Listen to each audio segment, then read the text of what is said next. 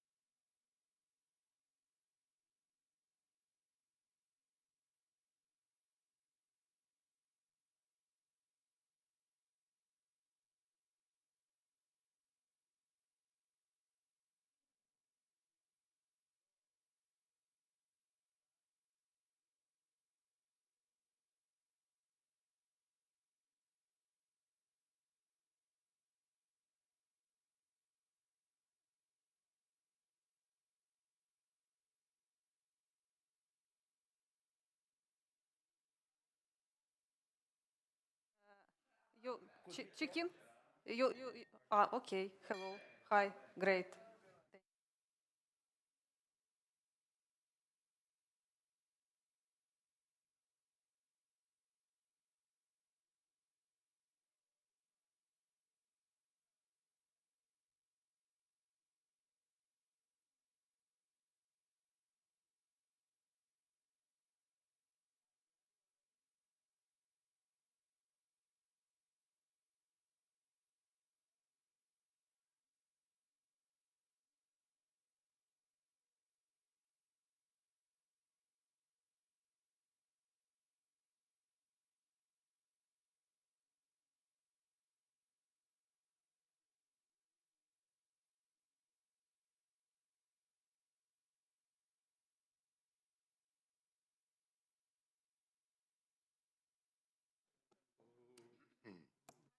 Якщо угоду не підпишуть, ми вийдемо всі.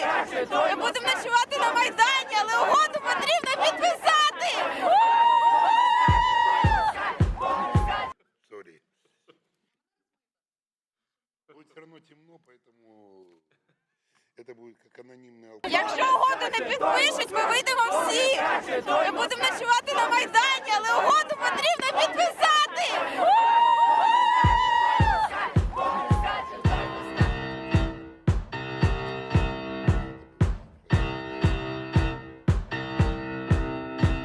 I want it. I want it. I want it. I want it. I want it. Я хочу. I want it. Я хочу. I want it. Я хочу. I want it. Я хочу. I want it. Я хочу кожен день. Все слів нових пісень.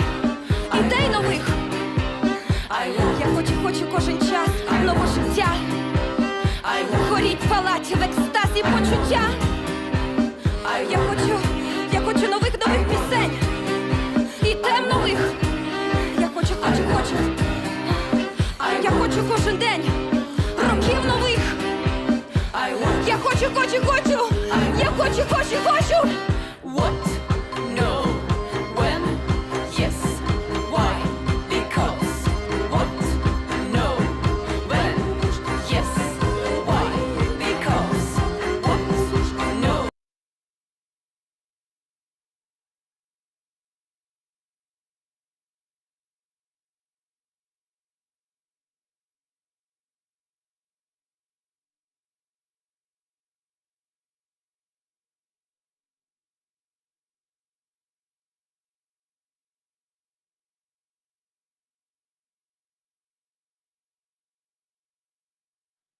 Starting. Oops. My name is Kasia Wojcik, and together with my colleagues Aline Banken and Martin Waldis-Stauber, I am curating the discourse series School of Resistance, which connects art and activism. We ask ourselves during the last 1.5 years, what strategies and tools can we use to create valuable alternatives for our future, and how is also art and activism entangled? Where do these forms meet? And how do they influence each other? We created the so-called School of Resistance in May 2020. We had sessions that streamed at Wiener Festwochen, NTGent, Akademie der Künste Berlin, Schauspiel Köln. We hosted powerful speakers like Achille Mbembe, Vandana Shiva, Navid Kemani, and many, many more. And we do believe we connected to a network of globally operating progressive organizations and initiatives like Medico International and Leave No One Behind. As a symbolic institution of the future, we aim to land in a specific context every time. Today, we stream live from Münchner Kammerspiele. Thank you for hosting us. And which has recently initiated an artistic sisterhood with Ukraine. The ongoing festival, Distant Neighbors Kyiv-Munich, Münchner Kammerspiele seizes the opportunity to meet artists, researchers, and activists in order to look back on the protests of the past years in Ukraine and Belarus. What could civil protest achieve against authoritarian power structures? And how do the experiences of the two countries differ? How do civil society and artists look back on the Euromaidan protests in 2013-14, as well as the democracy movement in Belarus from the summer of 2020? What can we be expected from the future, and which forms of solidarity are being expected? So, in our first talk, I'm very happy to introduce you now, the audience, to our guests of the first conversation, Practices from Euromaidan to Belarus. We have here Polina Gordienko, Stas Zhirkov, Vlad Troitsky, and also Olia Shilo. I will briefly introduce you to the guests, and then we will jump directly into the conversation, so we have not so much of a long host speech. Stas Zhirkov. Oh God, I almost said it. Almostly correctly, almostly. My name, Kasia Wojcik. Okay. Say it again, please. Yes, Stas Zhirkov, yes. Stas Zhirkov graduated from the acting and directing course of the Kiev National University of Culture and Arts in 2008. He and Ksenia Romashenko founded the independent Open View Theatre in 2008. From 2014 to 2017, he taught directing and acting, for example, at the Kyiv National University of Culture and Art. From 2014 until 2019, he was the artistic director of the Golden Gate Theatre. And since 2019, he's the artistic director of the Left Bank Theatre, with whom we have this so-called sisterhood, the Münchner Kammerspiele. He's furthermore the head of the theatre department of the Kyiv Municipal Academy of Circus Arts. Yes. International working relationships connect him to the Magdeburg Theatre, where he participated in the German-Ukrainian festival Wild East, with the play At the Beginning and End of Time. In 2017, he implemented the project Why Mikhailo Gurman Did Not Survive. Yes. Together with Pavlo Arje and the Magdeburg Theatre. He is a multi-award winning director. He won diverse awards like the Kiev Pectoral Theatre Award and also the honorary title of Honored Artist of Ukraine, as well as the Viva Awards, Breakthrough of the Year in the nomination of Art. Thank you, a lot of things, yes. So thank you for being here. Thank you. Vlad Troitsky is the founder of the CCA DAC. Do I say that correctly? DAC. Yes, DAC is the same. You have to use the microphone. Sorry. It's the same as in German, DAC. Okay. Roof. Roof. Roof, yes. He works as an actor, director, producer, scenographer, and artistic director. He is the creator of the world music quartet Dacha Bracha. Dacha Bracha. Dacha Bracha. Intellectual freak cabaret Dach Daughters. Music formation Nova Opera, the social rave band Cesho. Cesho. As well as creator and president of the Festival of Contemporary Art Gogol Fest, one of the top 26 European festivals. Yes. In 2018, he received the title Officer of French Order of Arts and Letters. He was the winner of the Shevchenko Prize 220, and he has realized more than 20 works as an actor and more than 60 works as a director. He worked as a director in theaters in Hungary, Poland, Switzerland, and Germany, and realized there are more than 10 productions. Thank you for being here. Thank you so much. Polina Gordienko was born in Ulan-Ude, Russia, and moved shortly after that to the capital of Belarus, Minsk, with her parents. At the age of 15, she decided to leave her family in Belarus and move to her aunt to Munich in order to attend the Max Josef Stift Gymnasium. Gordienko has studied economics, philosophy, and history at the LMU Munich, where she currently completes her master's studies and teaches political philosophy. Since 2017, she's member of the SPD, the Social Democratic Party of Germany, where she is also chairwoman of several SPD committees on the European and international level and holds different positions in that context. She has been running for the municipal elections in Munich, and now she's also the deputy chairwoman of the local parliament and chairwoman of the Committee on Social Affairs and Education.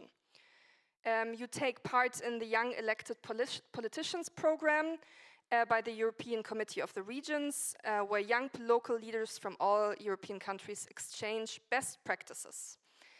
And last but not least, thank you, Polina, for being here. So good. We have Olya Shilo. You will translate Vlad's answers into English, so you can speak in Ukrainian, Vlad, if you want. If we need it. We will find out. Maybe, I don't know. So we have a translator with us. And Olya is currently working for the Left Bank Theater in Kiev, where Stas is also the artistic director, and one of the partner theaters of the Sisterhood we are creating here. Thank you, first of all, for listening to the introduction. And now I would like to jump in. I would first of all start the conversation by introducing something that just recently got media attention, which was that a court this Tuesday jailed the Belarus government critic Sergei Tikhanovsky for 18 years. And his wife, Svetlana Tikhanovskaya, was the political opponent last summer in the regime of Lukashenko.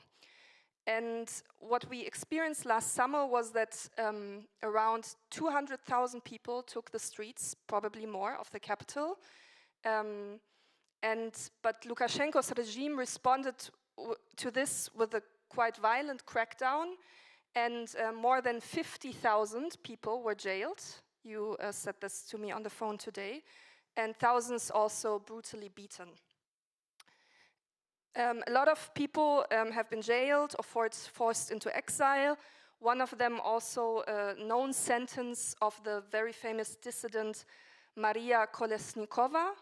She took 11 years in prison, as I read. Polina. So this is a big story to tell. Could you explain more to our audience the context of these verdicts? And also maybe then tell us more also about your own personal story. So you are an activist for the Belarusian democracy. Could you explain us more about that? Yeah, thank you, Kasia, for the context. And in the first place, it's important to mention that it all arose from the 6th presidential election in Belarusian history that took place at the 9th August of 2020. And before the election, the well-known blogger who you spoke about, Sergei Tikhanovsky, who has just been sentenced to 18 years in prison in Belarus, he has been blogging on YouTube. He has been informing the population of Belarus on poverty, on economic issues, and on poor governance of Alexander Lukashenko. So he has been jailed in May 2020, and his wife, Svetlana Tikhanovskaya, took his place. She has decided to run for presidential election for him, and she has won. But despite massive allegations of fraud, Lukashenko was declared the winner after the election, and this has sparked unprecedented mass protests in Belarus, all across Belarus, not only the capital, as we have seen this in the years before, for example, in 2010, in 2015. Now we have seen that the protests took place all over Belarus, in small cities, in towns and villages, and the protesters were violently suppressed. You have mentioned the numbers. Since then, more than 50,000 Belarusians have been arrested. Many prominent government critics fled into exile. For example, Svetlana Tikhanovskaya, who has been forced to flee for Lithuania. And since then, repression of Belarusians by Lukashenko regime has only intensified. So the rigged presidential election was called as a falsified election by the European Union, by the United States, by the United Kingdom, by the whole international community. And for now, there are around 1,000 political prisoners, with most of them being independent journalists, activists, and human rights defenders. And despite repression, Belarusian civil society still thrives underground. We have seen that although we see these verdicts, although we've seen, as you mentioned, that Sergei Tikhanovsky has been sentenced to 18 years in prison, we see that Alexander Lukashenko do everything in his power to maintain his place as illegitimate president. But still, Belarusian civil society still works against him. Belarusians continue their resistance. They publish and print nonsense and news on the repression of Belarusian people. They fundraise for oppressed families. They try even to go out and protest, but only in a small circle because, of course, of the fear of being arrested. But still, the situation has been worsening. So to summarize that, the repression of Belarusians has only become worse since the rigged presidential election. And we see that a lot of people who have been jailed in the last years, that they get even longer verdicts now. So, for instance, like Sergei Tikhanovsky or like Maria Kolesnikova, who has been sentenced to 11 years in prison, as you also mentioned. And that is why we as international community have to speak about Belarus, have Belarus like on the top of our agenda. And also the EU should support the democratic movement, for example, by sanctioning the regime, by introducing new sanction packages. For me personally, this was also part of your question. Of course, my life also has changed after the presidential election, because I as also many Belarusians living here in Germany, for instance, have of course watched the protests in the Telegram groups, on the videos that the Belarusian democratic movement has published and put online there. And I was entirely devastated by seeing Belarusian people being beat up by soldiers, seeing the streets that I knew, because I mean I grew up there in Minsk, full of blood and of people trying to fight for something like freedom and human rights, something that is that belongs to this world where I right now live. But and this is happening all over in Europe, in the middle of Europe, and I saw that with my friends, with my circle of my acquaintance, that the people were not really informed about the situation of in Belarus. So I started, of course, my first aim was to just inform people about what's happening there, and to raise attention, and to show that we have serious human rights violations in the middle of Europe, and no one's paying attention. So this was my first aim, and since then, since August 2020, I have been fulfilling this task. Thank you, Paulina. I would also like to know later more when we speak about Ukraine, what you think are maybe something, maybe the Belarusian democracy movement also might have learned from the Euromaidan and how they, maybe the two movements kind of also work together or cooperate. But first of all, to shifting our view to Ukraine. Yesterday, I read in the news this morning, European Union leaders agreed to renew existing economic sanctions imposed on Russia in response to its annexation of Ukraine's Crimea Peninsula. And the heads of the government of the 27 member states also urged Moscow to halt its military buildup near the border with Ukraine and to return to talks led by France and Germany. And the 2014 sanctions target Russia's energy, banking, and defense sectors.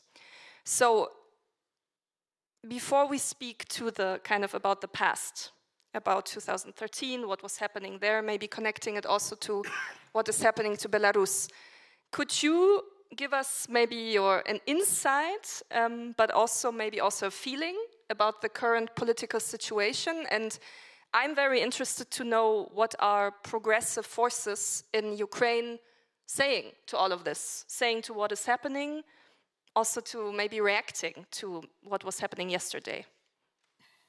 Maybe, yeah. I think maybe in Europe don't understand, or in Europe, in the West world, real don't understand that war continue 8 years. And our resistance against the Putin aggressive and Putin war, it's real difficult because typical European political say, oh, it's very sad, we think that it's not good, and it's real, typically it's only speakers. And the real sanctions, it's only some mosquitoes for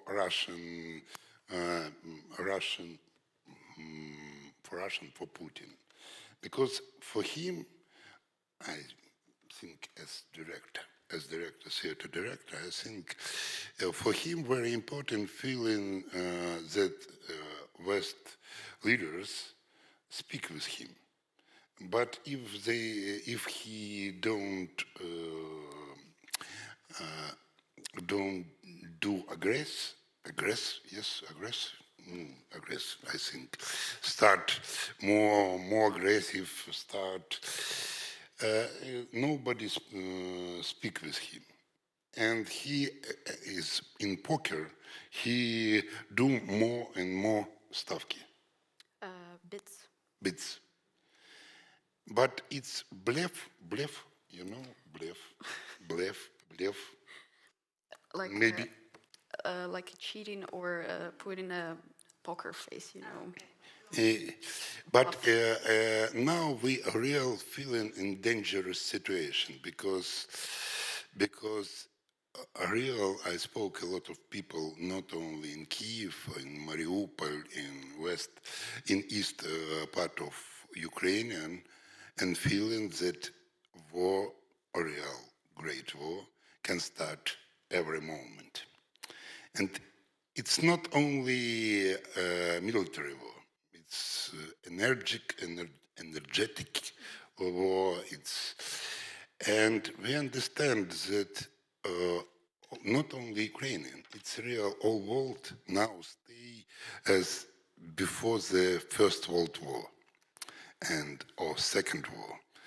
And I think artists can, I don't know, maybe believe and create and thinking about and say about from different way, and maybe some magic you do and canalizate this dangerous energy another way, not in real life. And maybe it's better if it's happened in artist world. But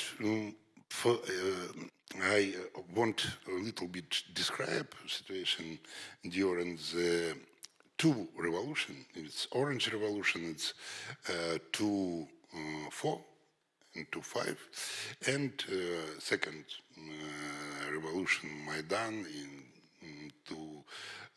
13-14. Because the first part, it's maybe the same as Belarus. It's some more carnival, more the holiday. And we do a lot of artistic action. And I remember that we organized that people on Maidan write later to Putin. It was 100 meters orange material. And everybody writes some things for Putin, but in moment 24, 25, it's not aggressive, it's more humor, more skeptic, because Putin is only on the beginning.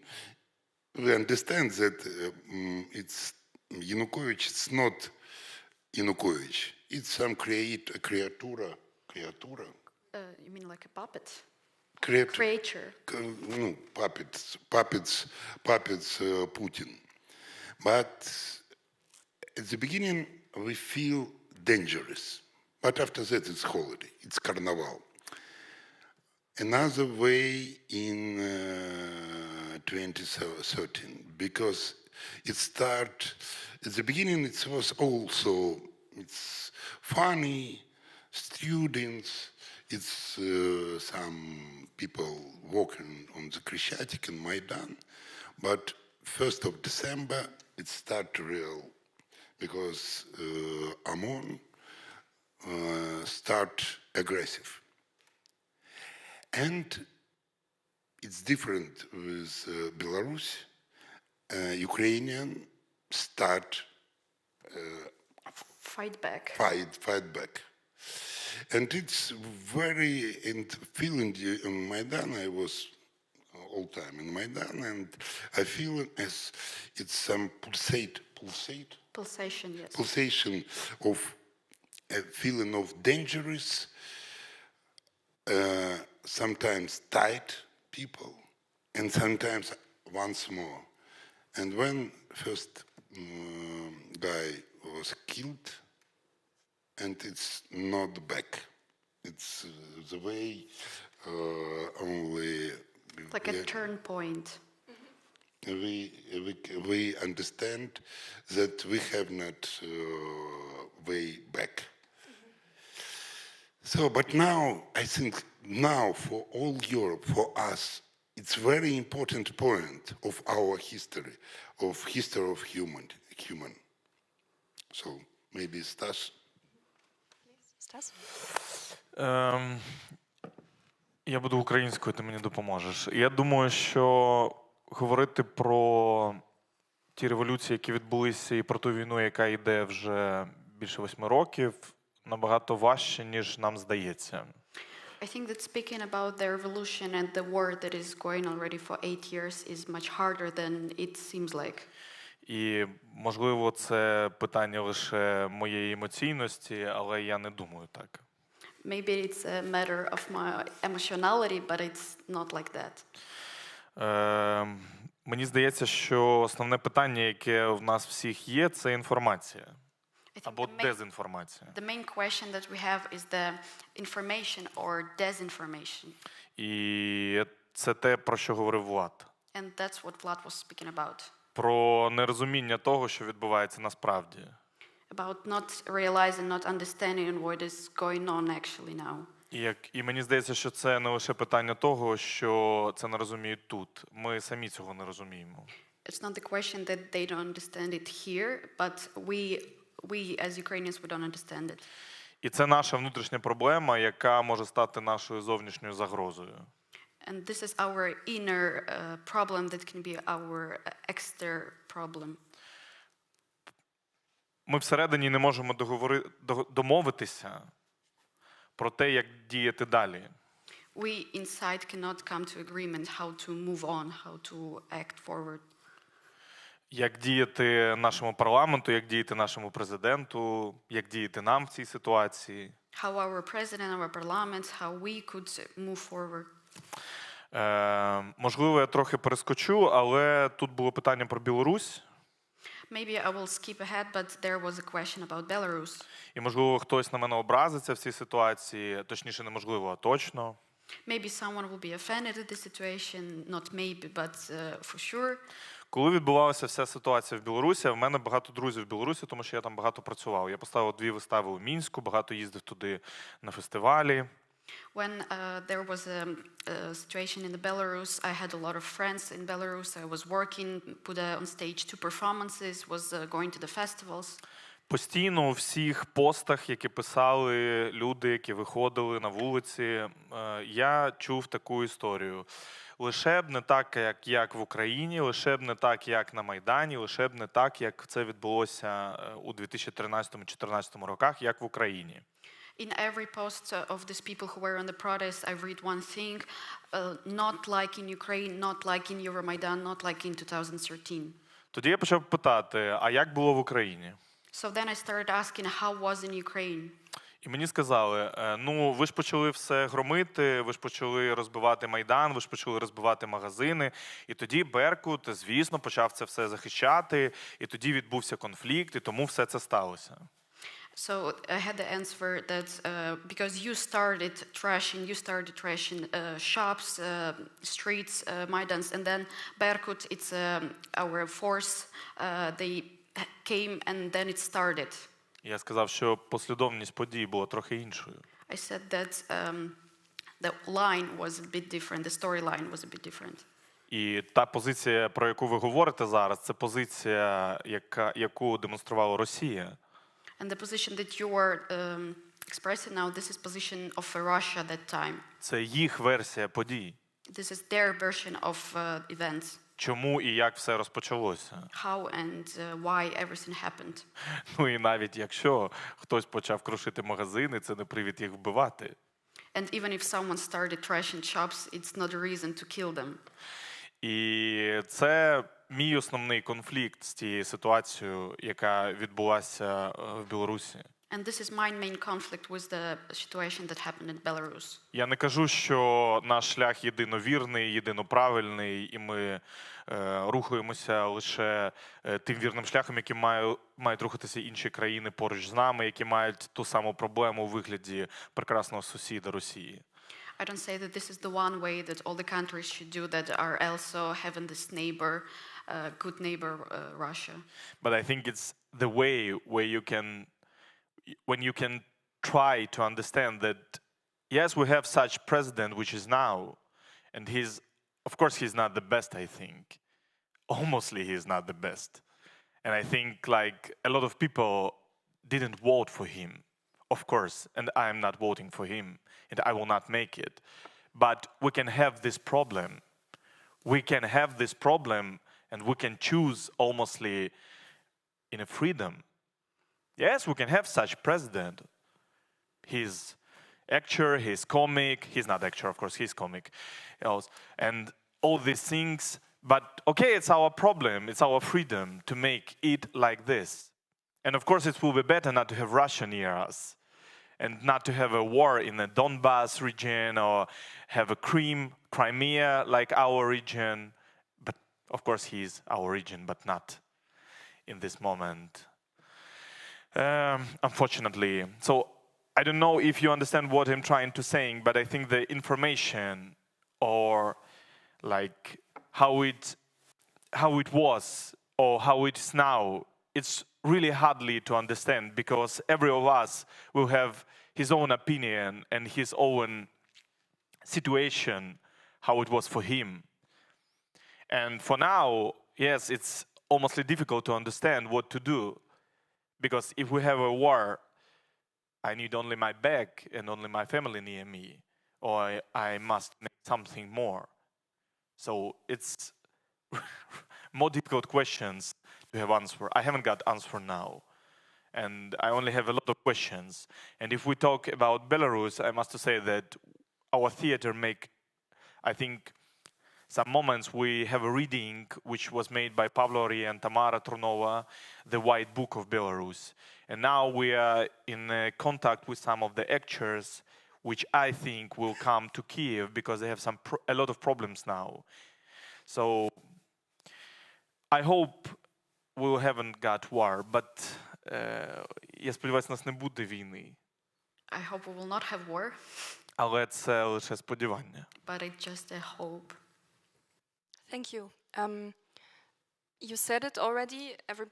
There's a lot of questions. Everybody has a different opinion because also of the idea of information and misinformation and what's kind of the truth. So, but for me, I was still interested. You spoke a lot now also about the artists or activists you're bringing to Kyiv from Belarus, the connections, your own work. Polina and Vlad, maybe also a question to you now. How is the Belarusian and the Ukrainian movement connected? Is there a connection? Yeah. Is this a question too simple? Polina, please. Yes. Okay. So I think like the idea of course this of the protests that is of protesters that are striving for freedom, for democracy and for change, that is of course something that connects Belarus and Ukraine. And I think, yes, of course, unfortunately, the role of Russia is something that connects both countries in a different way in both of them. I think many Belarusians right now have this fear of a more dominance by Putin. And of course, they are afraid of this scenario that happened on Crimea, and they think that it may be possible that it may happen to us. I mean, there has been, of course, the economic, a lot of economic cooperation going on between both countries, between Belarus and Russia. This Belarusian-Russian Union, it was created in the 1990s, and since then they also have spoken a lot, Putin and Lukashenko, about the so-called political integration, they call it, which in fact would be like the inaction of Belarus into Russian Federation. And this has also sparked protests in Belarus in the past, for example, in 2019, in autumn, where people protested against Lukashenko, who wanted to play with the sovereignty of Belarus. Now, because of course we see sanctions, which are, from my point of view, right, from the EU, but also like from the US. President Biden has done a lot for Belarus already, and of course this also drives Lukashenko more to Putin, and there are people who are saying the sanctions will only lead to an inaction. From my point of view, I see that a lot of Belarusians say that is a possible scenario, and this dominance of Russia, to conclude this, I think that's something that surely connects the protests in Belarus and the Ukraine. Both of you. Я думаю, что, понимаете, я думаю, что вопрос не только Белоруссия, понятно, это сейчас жертва безумия Лукашенко и, с одной стороны, ну и с другой стороны, амбиций великого Пу. Но мне кажется, проблема гораздо глубже. На самом деле мир беременен... So the question is not only in Belarus, of course, it's the Belarus is the victim now because of the craziness of the Lukashenko on one side and from another side the ambition of the Putin. But as for me, the problem is much deeper. На самом деле весь мир беременен желанием радикализации. Actually, the whole world is pregnant of the idea of radicalization. И это и в Германии, и во Франции. В Германии альтернатива для Германии, во Франции там Ле Пен, в Америке Трамп. Ну, то есть это на самом деле весь мир беременен радикализацией. So, as I said, the whole world has this idea of radicalization, as in Germany, alternative, in France, Le Pen, in USA, it's Trump. И когда я слышу диалоги между, например, в Калифорнии, если ты что-то скажешь против Трампа, и, соответственно, в Техасе что-то против, в смысле, там скажешь за Трампа, вернее, в Калифорнии, а в Техасе скажешь против Трампа, ты можешь получить прямо реально агрессию, чуть ли не враг народа. So if in California you would say that you are against Trump and... Нет, в Калифорнии за Трампа. So if in California you would say that you are for Trump and in Texas that you are against Trump, then you can be beaten up. Чувствуешь, you feeling as enemy, real. It's very... И вот это, и на самом деле Россия очень тонко играет на это желание радикальности мира. And Russia is playing very thinly on this urge of radicalization of the world. С одной стороны. С другой стороны, сейчас диалог с Россией, это как интеллигент в темной подворотне встречается с хулиганом. So, from other side, dialogue with Russia is the same as the very intelligent person meets in a dark park with the hooligan, with a bully. И тот просто говорит: я сейчас тебя буду резать. So, and another one says, I will now snap you. А ты говоришь: я тебя осуждаю. And another one says, okay, I judge you. Это, конечно, может уговаривать. Of course, this can be some negotiation. Но ножик-то уже вытащен. But the knife is already out. И если мы этого не поймем, то будет беда. And if we will not realize it, then there would be a problem. Мы были первой жертвой. We were the first victim.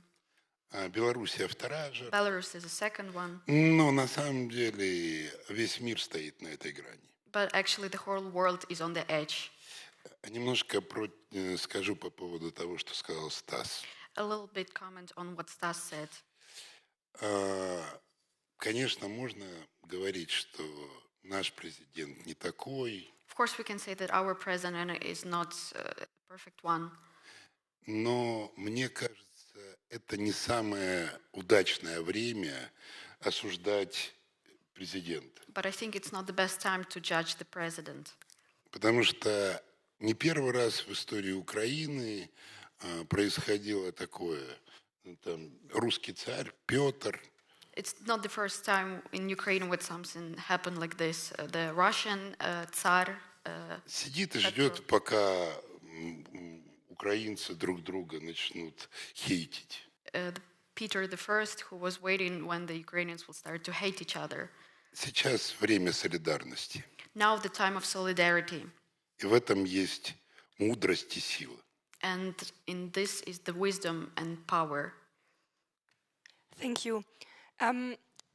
Because I have the time a little bit, and we have still a lot of topics to cover, I would love to hear also your ideas about that, but to get a little bit away from the, of course, geopolitically, but also horrifying situation also regarding human rights in Belarus and Ukraine, I want to give the stage a little bit to some sort of hope, and maybe also to see what worked, what went well. And you both are artists. You work in theater or in different formats, as already explained.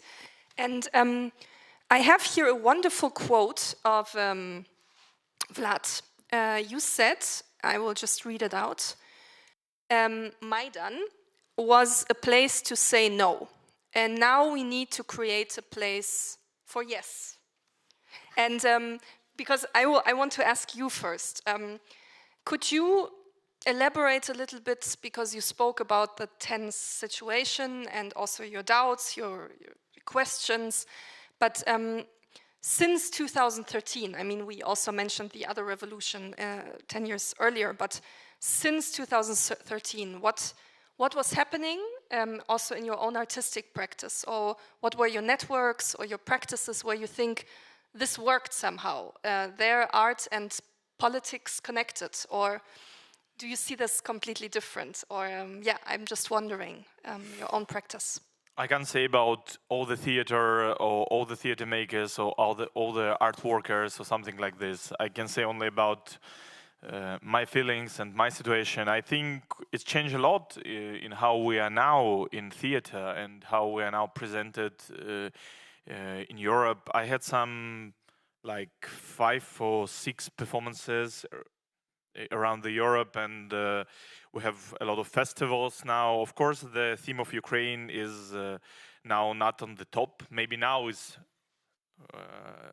можливо, зараз вона знову повертається в топ, на жаль.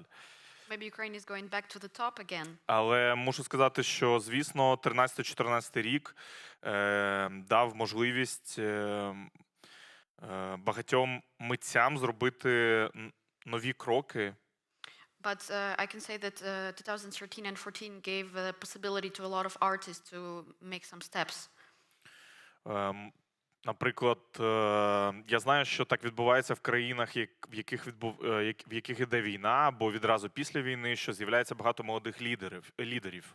I know that in a lot of countries where the war is going on, after that a lot of new leaders are coming on. І саме молодих лідерів, тому що старше покоління або втратило повагу, або, на жаль, померло. And the young generation, because the older generation lost any respect or actually died. І тому з'являються нові шанси для молодих митців. So that's why there are more chances for new young leaders. І напевно, що змінилася просто ситуація розуміння того, що зміни можливі. And also the situation showed that the changes are possible. Те, чого, на жаль, поки що не відбулося в Білорусі. That's what unfortunately didn't happen in Belarus. Наприклад, якщо брати Київ, то якщо брати державні театри, то мені здається, що середній вік це 35-37 років керівників театрів. If we look at the Kyiv, at the state theaters, the average age of the directors, artistic directors of the theaters is 35-37 years old. Тобто це дуже молоді люди, які прийшли робити, там же питання новий, не дуже не новий і так далі театр, але це нові сили, які можуть сказати своє слово.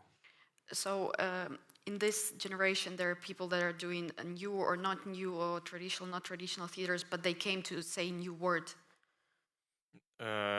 І звісно, для нас це, для мене, наприклад, те, що відбулося, це також було відкриття якихось нових можливостей, тому що ти можеш говорити про свою країну, ти можеш говорити про свою ситуацію, і хороше чи погано ти можеш це використовувати. And for me it was a new possibility to talk about my country, about what happened or not happened, and you can use this possibility to talk.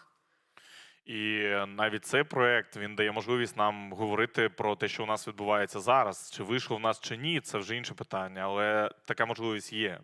And this project gives us possibility to speak what happened, and was it successful or not, it's another question, but we can talk about this. А щодо репліки, чи маємо ми підтримувати, чи маємо ми об'єднуватися, я не впевнений, що компроміс у всіх питаннях є прийнятним. And the question about uniting or supporting, I'm not sure if the compromise in this case is actually accessible. Я розумію, що, можливо, зручно завжди бути компромісною людиною. I understand that it's convenient to be a compromisable person. Але це точно не мій шлях і не шлях театру драми і комедії на лівому березі Дніпра. But it's definitely not my way and not the way of Left Bank Theater. І підтримка ініціатив, які не направлені на розбудову сучасного, відкритого, вільного суспільства, закриття каналів розповсюдження інформації, закриття можливостей, закриття інституцій, намагання взяти повний контроль над деякими інституціями. Все це точно не говорить хороше про те, що відбувається у нас зараз. І саме це дає можливість бути нам не такими сильними. Не те, що ми не підтримуємо, а те, що ми спокійно дозволяємо це робити. And we definitely will not support the initiatives of closing the institution, of like attitudes and chances to take over the control.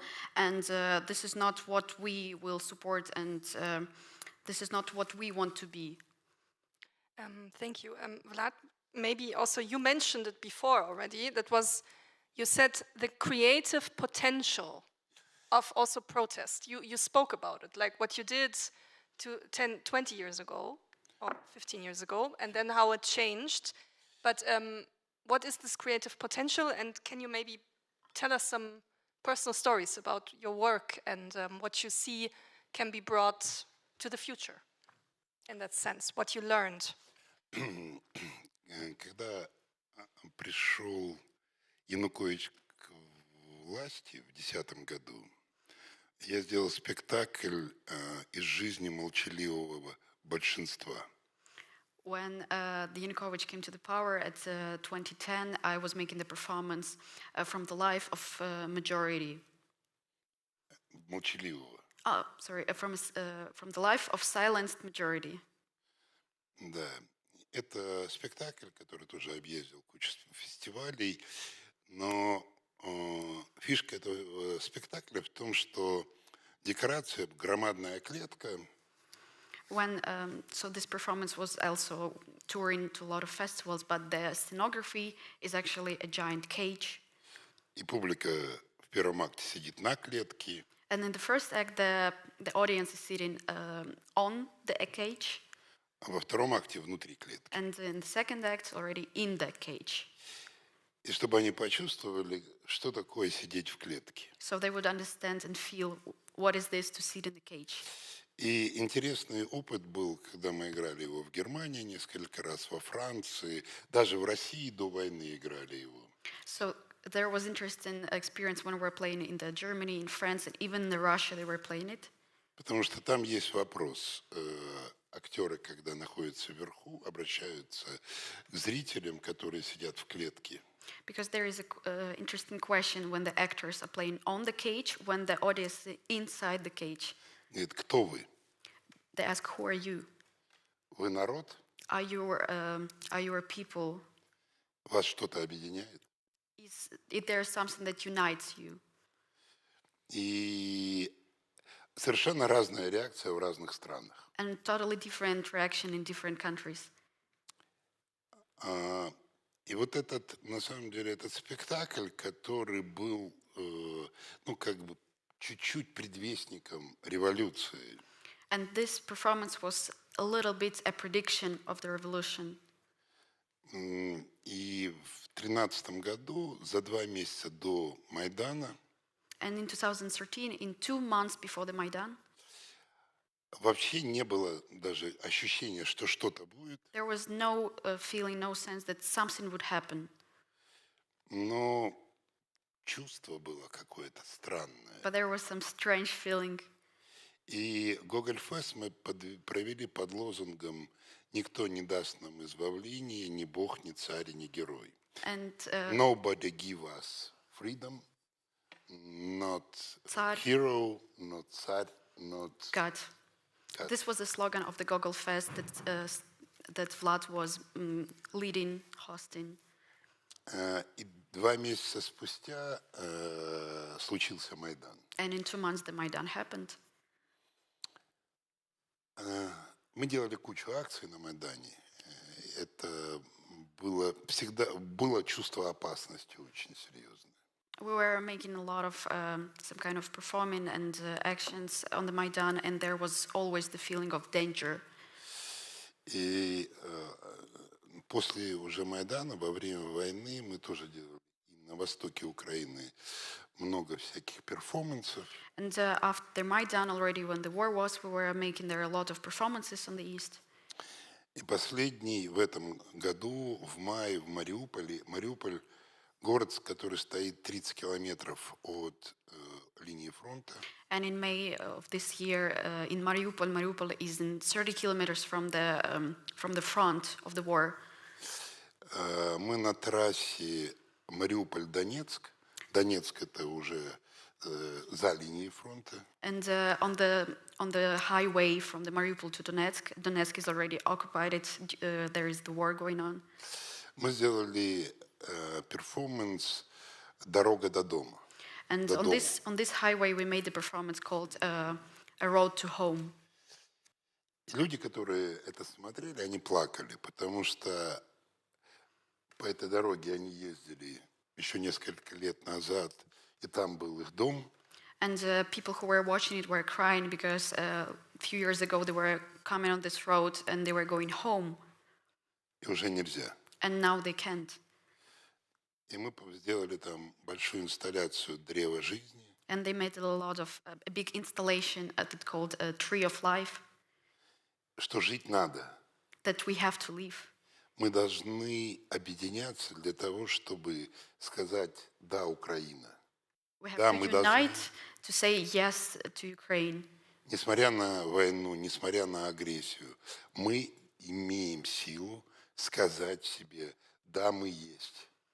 Мы разные, мы можем не соглашаться с друг другом, но мы должны сказать, мы есть. Regardless that we're different, we can be not in agreement with each other, but we have to say, yes, we are. И есть очень важный момент ответственности человека. And there is a serious moment important moment of responsibility of the person. Свобода – это осознанная необходимость. The freedom is the conscious necessity. Thank you. Necessary, yes. Потому что ты можешь, часто свободу осознают как вседозволенность. Because in a lot of cases, you realize people understand the freedom as the, як вы сказали? Вседозволенность. Я делаю все, что хочу. As they can do whatever they want, as there is no rules, no borders. Не отдавая себе отчет, каким последствиям приводит твой поступок. Without realizing what are the consequences of your actions. Thank you, Vlad, for making a kind of potpourri of your also experiences, also with performances. And we have very little time. I'm very sorry about with all of these great speakers. So I would really like to pose one last question to Paulina, and then a final question to all the three of you.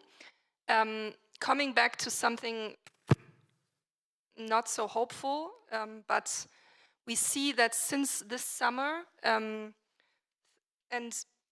I want to speak also from my own personal story here. We created a School of Resistance in Cologne in September, where we really wanted to work with organizations and initiatives looking at the human rights abuses against refugees at the European borders. And since this summer, we see thousands of people from Yemen, Iraq, Syria, Afghanistan, including a lot of children, a lot of families, trying to cross Belarus into the EU through the border of Poland, Latvia, and Lithuania. The Polish government has declared the whole region a restricted zone, will not let anyone through its checkpoints, and a lot of refugees are stranded there on barbed wire fences in the Polish and Belarusian woods. with little or even no access to clean water, food, shelter, as they hide from the authorities. And we know that Polish and Belarusian authorities, that's the interesting thing, it's not only the authoritarian regime on the Belarusian side, but also a EU country, Poland, that is abusing these refugees. There's violent pushbacks of asylum seekers, guards beating them, and around, I hope I have the correct number now, 9 people died already. And the EU, although its own partner or its own country, Poland, is doing this, is blaming Belarus and is so-called saying that this is a form of hybrid warfare. And Polina, you are also now a representative, some sort of a government party, the SPD. Can you maybe, from your position, look also on what is happening and maybe also the responsibilities of us here as German citizens, but also, yeah, explaining maybe what Belarusian activists are saying and thinking? And yeah, I would really like to hear your opinion. Yeah, thank you. I think in the first place, it's important to contextualize this, what's happening there at the border, because my impression was that this situation there and the Polish-Belarusian border has been treated by some media representatives like a regular migration crisis.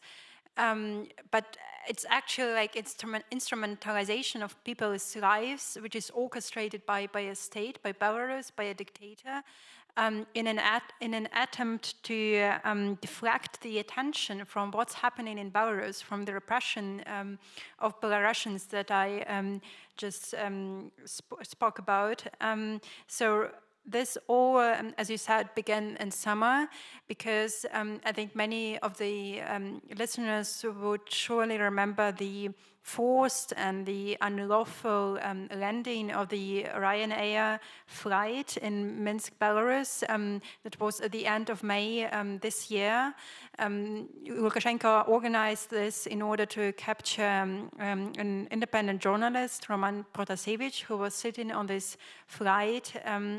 And as a reaction to this forced landing of a flight, which was between 2 EU countries, the Greece and Lithuania, the EU has, of course, introduced a new package of sanctions, the 4th package of sanctions. And already before the sanctions were introduced in June, Lukashenko has already said that he would organize such a hybrid attack, that he would bring migrants to the border, to the Lithuanian Belarusian border and to Polish-Belarusian border, in order to put pressure on the European Union as a reaction to these sanctions. So Lukashenko helped these people mostly from Afghanistan, from Iraq, from Iran, the refugees, to fly them to Minsk, and then to purposely organize this illegal border crossing, mostly on the Polish-Belarusian border, for political purposes. I mean, we do not have to forget that this whole act of Lukashenko is politically motivated. He deliberately put lives of thousands of people in danger. As he said, I think around a dozen of people have already died there at the border. And he's exploiting vulnerable people in an attempt, as I said, to deflect attention from the regime's continued disregard for international law, fundamental freedoms and human rights in Belarus. And in order to deflect attention from these verdicts, for example, from which we just spoke about, for Maria Kolesnikova, for Sergei Tikhanovsky, in order to deflect attention from what's actually happening in Belarus. So I think it was right that the EU reacted immediately by introducing the fifth package of sanctions, which is purposely is aimed at people who help organize these and or organizations who help organize this illegal border crossing. But I also think that we, of course, should also look at what's happening there at the Polish side. What you also mentioned, we have heard many reports of violent pushbacks from the Polish side, and how the Polish have treated these refugees, and of course the EU has also to the EU Commission, and also they have to negotiate with Poland in order to let the refugees in. So I think from my point of view, it has had to happen a long time ago, some weeks ago, that we let these people in. So, for instance, the mayor of Munich has already announced some weeks ago that Munich is ready to and has place for these refugees. We have to let them in.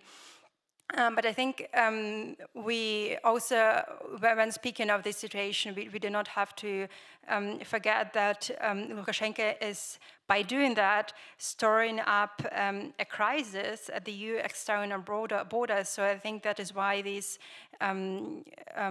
term hybrid attack is right, because it is an attack at the European Union.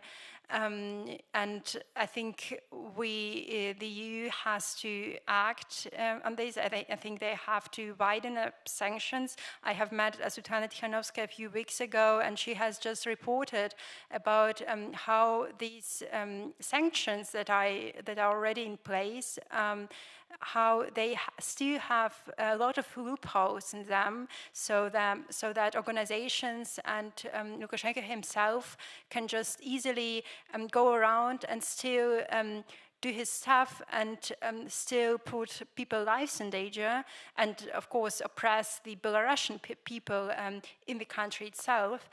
So of course the EU has to close these loopholes in the sanctions immediately, and we all can support democratic movement in Belarus, just to paying attention and just to informing yourselves about what's happening there and what context does it have.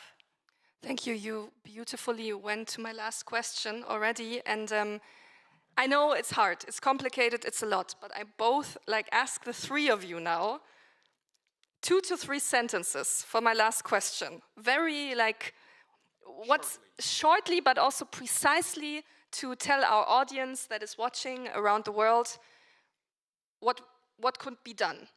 And I just want to quote Svetlana Tikhanovskaya, who was mentioned before, or also her husband now, that has the 18 years in prison in front of him.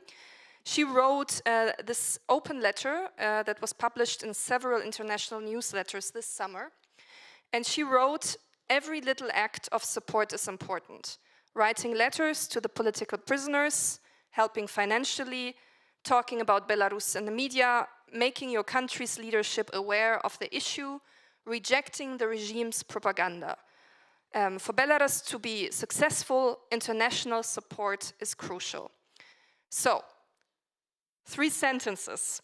What is needed, in your own personal opinion, and you can start, from artists, activists, academics, citizens, to stand with the people of Belarus, but also Ukraine, at this very crucial moment, and to support them in their fight for democracy, but also freedom and solidarity, maybe?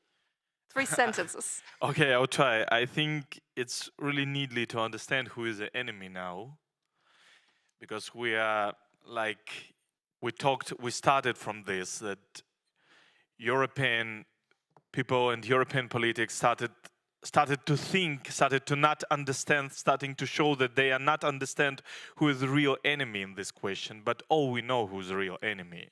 in the question of Belarus or in question of Ukraine.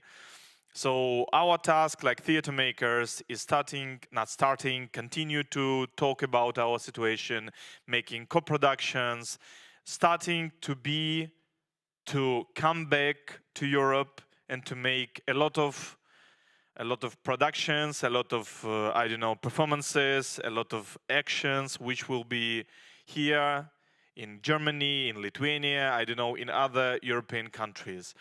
And of course, it's important for us to be here now, and I really want to say thank you to the Kammerspiele Munich, because you make a lot of things for us now. Thank you. Thank you. Vlad?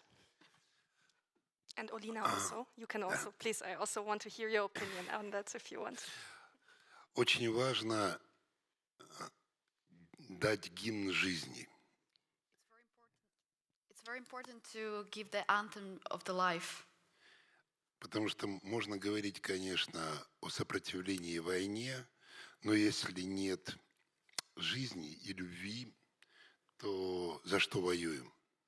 We can create some resistance to the war, but if there would be no love and life, so what are we fighting for? И это, понятно, против, да, но все-таки важно за что. So it's obviously we know against what, but still for what.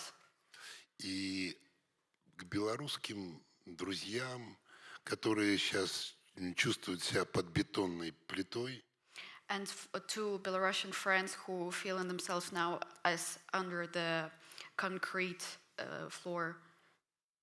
К стойкости и любви. So, let's say resistance and love. Thank you, Vlad. Olina, do you also want to say something after listening? Well, I think after great leaders to say something about how can we help to support Belarus, I think it's just some simple. We have to speak about this. We have to talk to our friends about this. We have to talk to our parents and try to convince everyone that as more we try to keep it in the informational zone, as better it would be. Thank you. Polina? I think it's very similar as what you just said. You have to listen to voices of Belarus, inform yourself about what's happening there, speak up. Here in Germany, we have a very active Belarusian diaspora, especially here in Munich. So go to solidarity actions of diaspora, write letters to political prisoners, and just keep Belarus at the top of the agenda, and constantly inform yourselves and speak to your friends and to your relatives about that, so that Belarus is not forgotten. Thank you. Before I end this conversation, I would like to just tell you, after 1.5 years of research and work on practices of resistance with our wonderful team, also the people sitting behind and doing the technical support, thank you. I would like to draw your attention right before Christmas to 2 solidarity campaigns we as the IIPM are actively supporting and promoting in that sense. I think the links are shared now in the stream. One of them is they are 2 German campaigns. One of them is 100 times solidarity, which helps. It is from the Protestant Church in Germany, but also the German Society for Eastern European Studies. And it campaigns around letters of solidarity to political prisoners in Belarus, so that you can write a letter to a political prisoner right now, so that that person doesn't feel like they are alone. The other one is our long-term partner Medico International, who supports the Polish network Grupa Granica, which creates emergency aid for refugees on the Polish-Belarusian border. And local residents and activists provide help for people in need. They distribute blankets, food, and provide first aid in the woods. They provide lawyers, and there's also an ambulance planned now with this money, which helps doctors drive around the border region and provides direct medical help. So if you hear these, we would love if you would support these 2 campaigns, via a letter, but also with maybe money that you put into that cause. Thank you, first of all, for watching, but thank you, Polina, Stash, Vlad, Olya, for attending here and sharing your thoughts in a very brief, dense situation, but I think we learned a lot. And the next session will be on art in conflicted areas, hosted by my colleague Martin Waldes-Stauber. Thank you so much. Thank you. Thank you. Thank you.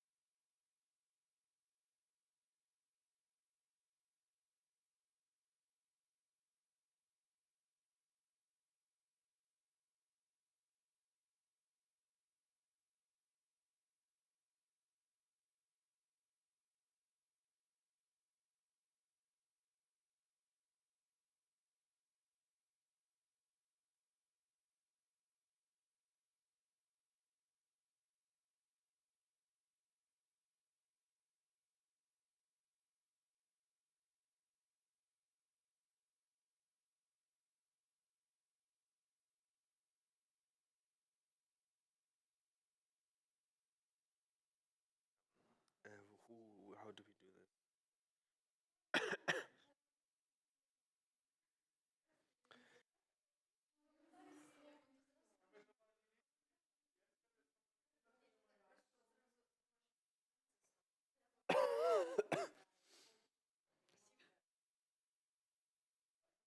Lemischka, soll ich sprechen? Erst spreche ich, und ich spreche und werde getestet und jetzt spreche ich. And I will be talking a different language, but it is quite similar, so I don't think it doesn't make any difference. I continue talking or is it fine? Viola, you give me a sign if it's fine. I continue talking. Now it's fine. Oksana, now you can text.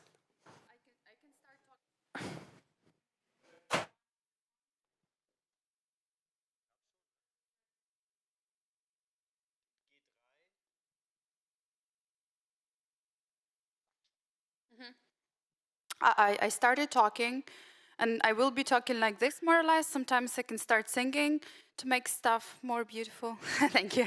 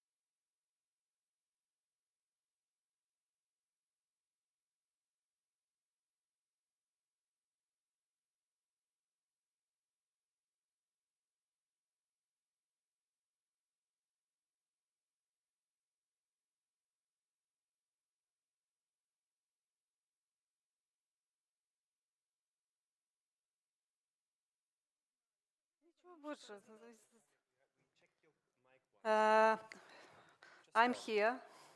Hello, how are you? It's fine? Мене звати Наталка Ворожбит. Я дуже рада тут бути з вами разом. Fine? Окей.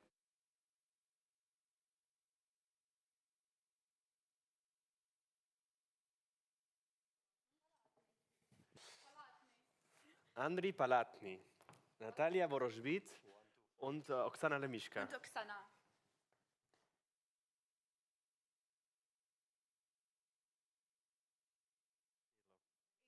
Shelo. Shelo. Shelo. 6, 7, 8, 9, 10, 11, 12. School of Resistance. Resistance of School.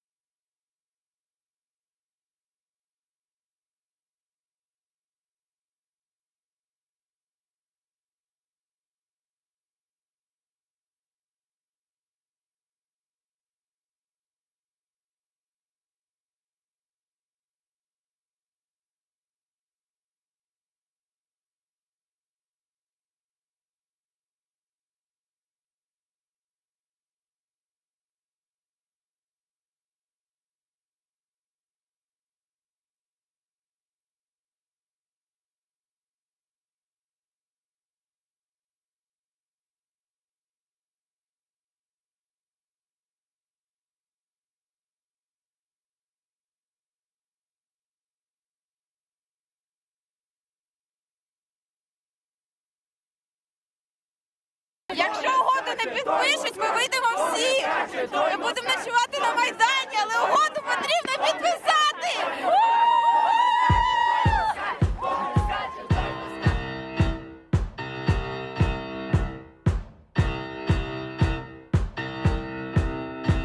I want it.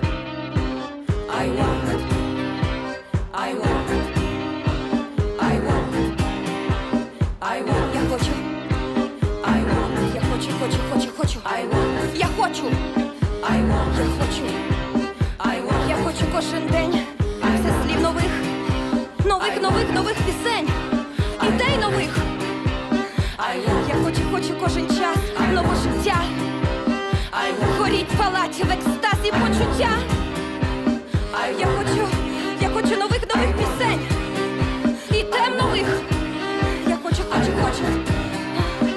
Я хочу кожен день років нових. I want Я хочу. Я хочу. what? No. When? Yes. Why? Because. What? No. When? Yes. Why? Because. What? No. When? Yes. Why?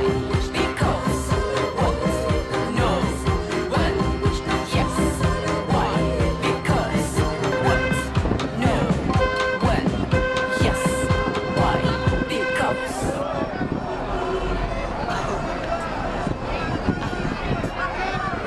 I want, but I won't. I want, but I will not. I wanna, yeah. I want, but I will not. 'Cause I wanna, yeah. I want, but I will not. 'Cause I wanna, I want, but I will not. 'Cause I want, but I won't. When? Yes. Why? Because. What? No. When? Yes. Why? Because. What? No. When? Yes.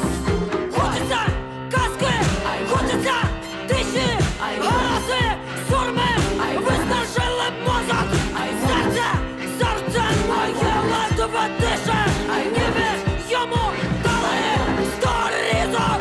Хочеться далі, не хочу в Австралію, виберу на мапі найзаймотніший острів, перекину з собою віків, вакханалії і мої поезії, острів. I want. No. When? Yes. Why? Because. I want. No. When? Yes. Why? Because. I want. No. When? Yes. Why? А ви хочете? Що, ані трішечки не хочете? Ну, не хочете, як хочете. Це не хвилі. Це не хвилі. Це не хвилі. Це не хвилі. Це не хвилі. Це не хвилі. Це не хвилі. Це просто люди.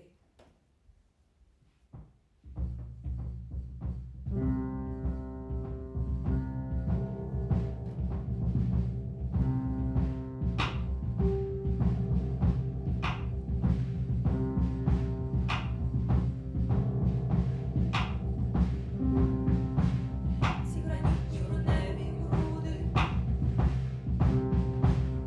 ці гарячі грудневі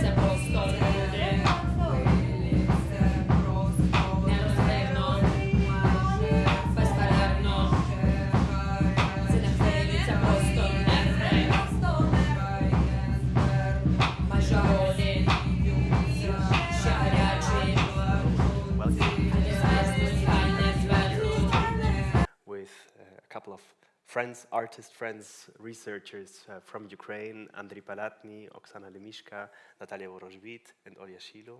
Welcome. Thank you. Thank you. And we are here to talk about art in conflicted areas.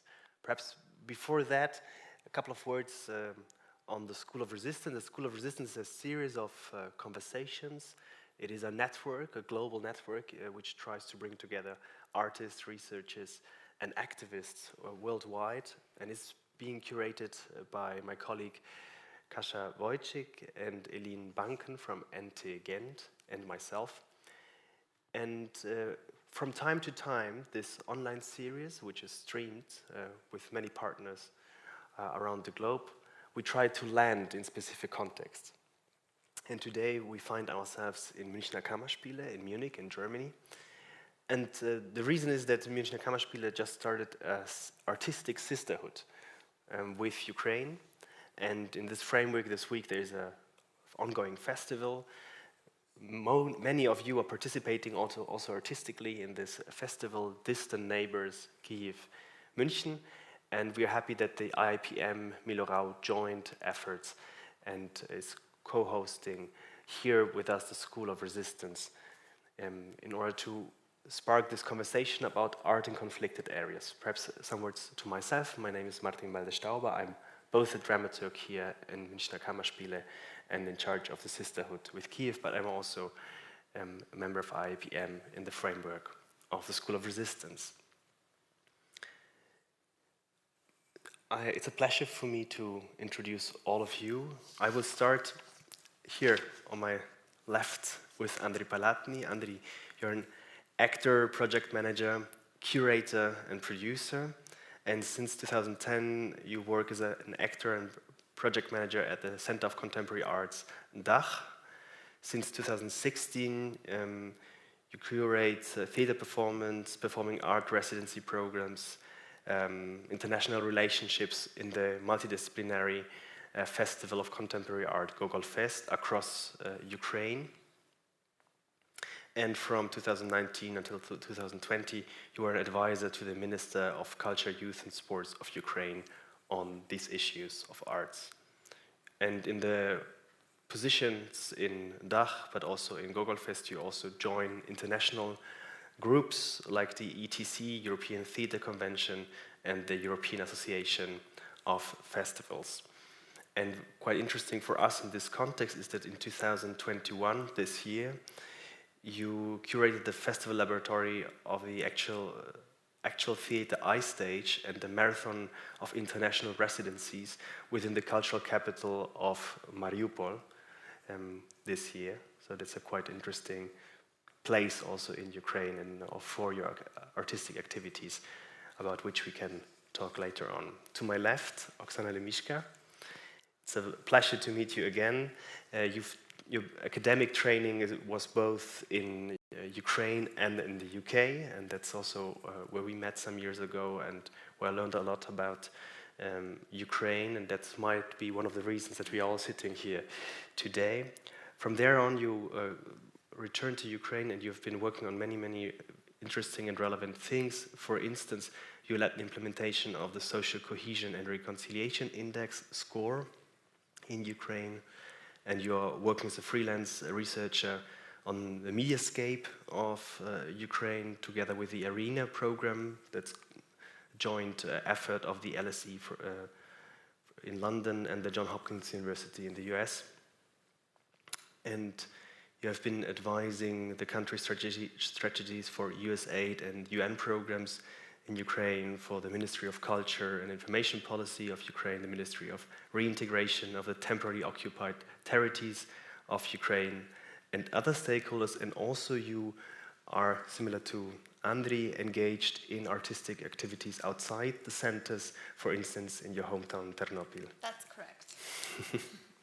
And to my right, Natalia Vorozhvit. It's a pleasure that you are joining us here. Later, after this conversation, there will be also a reading of one of your texts, Bad Roads, and we will hear those that have the privilege to be with us in this room to see also the movie here together that you created based on this playwright. So you're a playwright and screenwriter, director by now of your own films. And together with the German director Georg Seno, you founded the Theater of the Displaced, with refugees from Donbass can tell their stories. Your plays have been staged in Ukrainian theaters throughout, but also abroad in Russia, Great Britain, Poland, the US, and Latvia. And you collaborated with the Royal Shakespeare Company, won several prizes on your texts, and especially recently, the film you created based on your text that wrote has won and acclaimed international prizes also as a movie maker. Hello to you. True. And Olia is a member of Left Bank Theatre, and she has joined our round in order to facilitate the conversation in case someone wants to reply in another language, and then Olia will facilitate the translation into English. Thank you for joining us. Happy. I would like to start, and I insinuated it already with the way I introduced your works, with how you get into contact with those regions that we could call conflicted areas. I mean, this term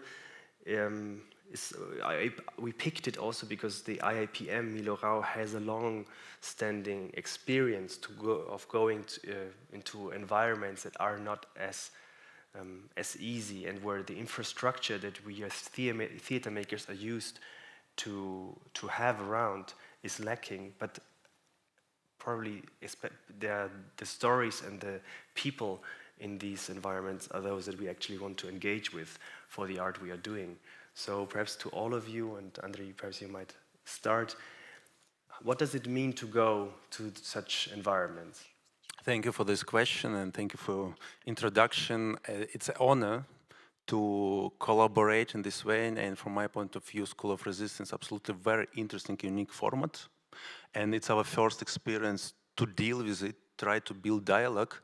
And due to your questions, how we navigate, it's a long story, but shortly speaking, and support the previous discussion, I could say that most of our activities after second Maidan was already partly about it. I remember 2015 when Vlad Troitsky did a huge project, trilogy, with the title Art of War, Art of Peace, and Art of Love. It was a huge operas, different multidisciplinary combination, and then the project Yov Contemporary Opera, which later became a top 10 best operas in the world. The story about staying was also about it. But to Mariupol we come from 2018. It was an invitation from the city council. They feel and they had demand for a new type of thinking, new type of models which could be created on local level, and we start very fruitful collaboration in our meetings. And now we have 3 festivals already done in Mariupol, and when I say it, festival is not only presentation. It's really a huge road together with the local community, with the young artists, with invited international artists to build relationship, to build bridge, to build together projects, to exchange experience. So it's something that you can't just plan. It's a lot of questions, but together we move, and we did from huge scale to small project, huge scale examples, again in previous discussion, road to home.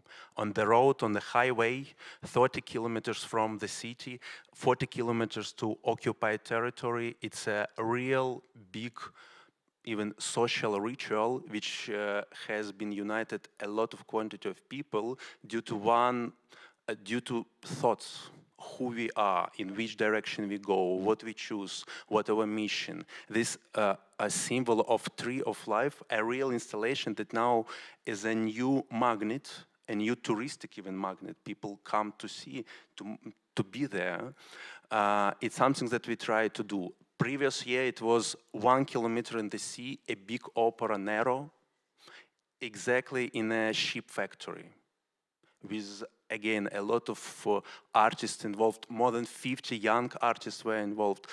Another example, Gogol train, a real cultural movement which we try to do together with the government, with the Ministry of Infrastructure, with the Ministry of Culture in Ukraine. We also have some ideas in the future to do between countries, even between Germany and Ukraine, some cultural united movement which could really be a platform for a new type of collaboration, especially in this time of impacts, turbulence, we need to find this new model.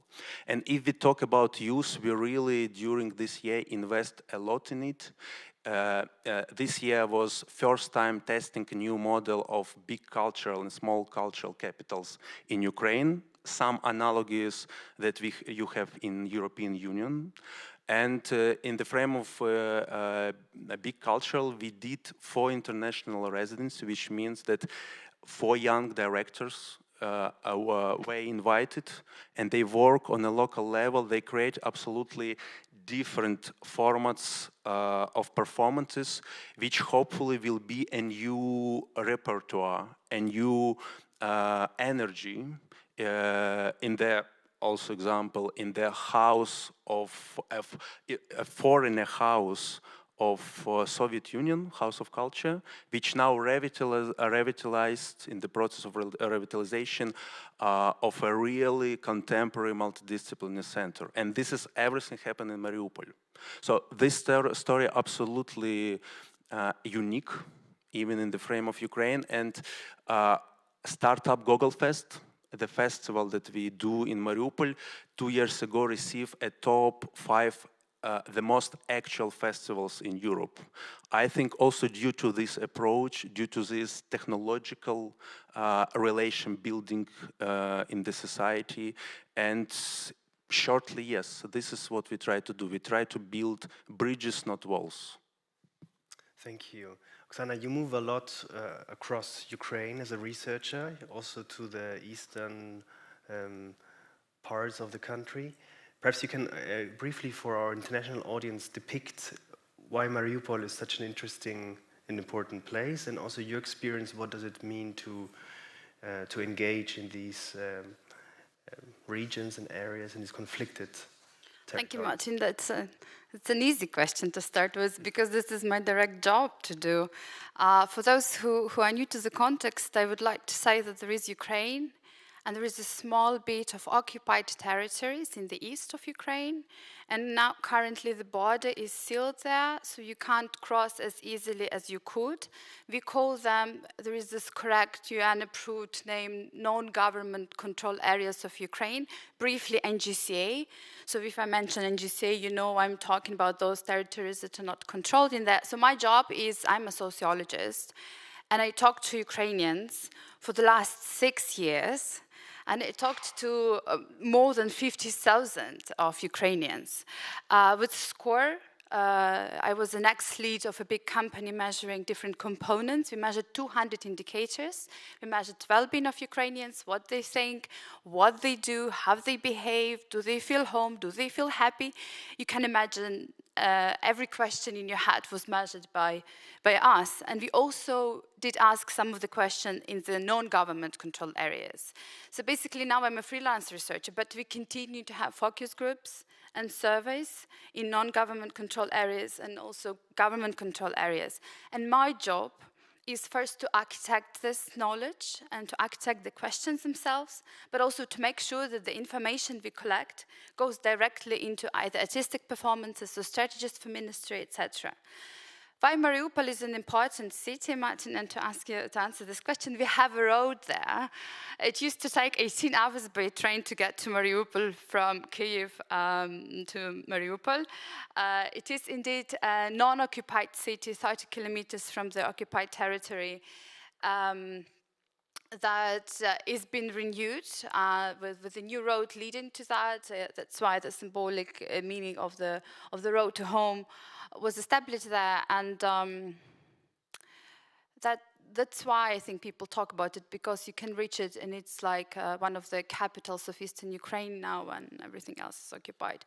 So to answer your question, how is it to be in contact with people from non-government control areas and conflicted areas?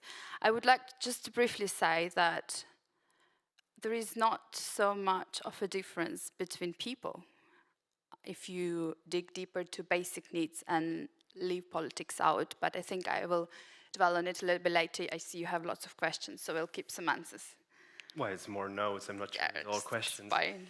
But it's right that we heard about what you can do as an organizer of artistic activities, festivals, Gogolfest in Mariupol. We heard what you do as a researcher. Natalia, your strategy of engaging with such a environment, territory, with the people there, is in the end to write a text. So how is it for you to do art in and about conflicted areas? Я буду українською. Це, насправді, мене навчали в інституті, що основою драми є конфлікт, але я ніколи не думала, що цим конфліктом стане війна в моїй країні, і що я буду займатися більшу частину, і що я стану найбільш успішною завдяки цьому конфлікту. So in the university, I was taught that conflict is the base of the drama, but I never thought that that will be my case, and I would be famous because of the conflict in my own country. І дійсно, я вже не пам'ятаю, життя поділилося до 2014 року і після. Я не пам'ятаю, як я жила до цього. And actually, I don't remember because my life was divided by before 2014 and after, and I don't remember which was the life before. Власне, як у більшості українців, напевно, так сталося. Probably as a majority of Ukrainians. Це шок, війна, що для українського митця це може означати. До цього ти відчував себе непотрібним в своїй країні. Well, before you, as an artist, you didn't feel like you are needed in your country. Останні 8 років я відчуваю себе потрібною. And last 8 years I feel needed. Дивно. Я була, напевно, одна із перших культурних діячів, тієї групи, які почали їздити ще в 2014 році на Донбас, для того, щоб переконатися на власні очі, що там відбувається і чим ми можемо допомогти. So in 2014, I was one of the first people among Ukrainian artists who started going to the conflict areas and see how can we help. Ми з Георгом Женою, як ти вже сказав, після першого візиту були настільки шоковані і травмовані, що ми зрозуміли, що ми повинні туди повертатися, що не можна просто приїздити якимись наїздами, там творити, так би мовити, якусь просвітницьку діяльність. Треба постійно з цим працювати. So we, after the first visit, we were so shocked and traumatized that we realized that we cannot just come from time to time there. We have to go and work there.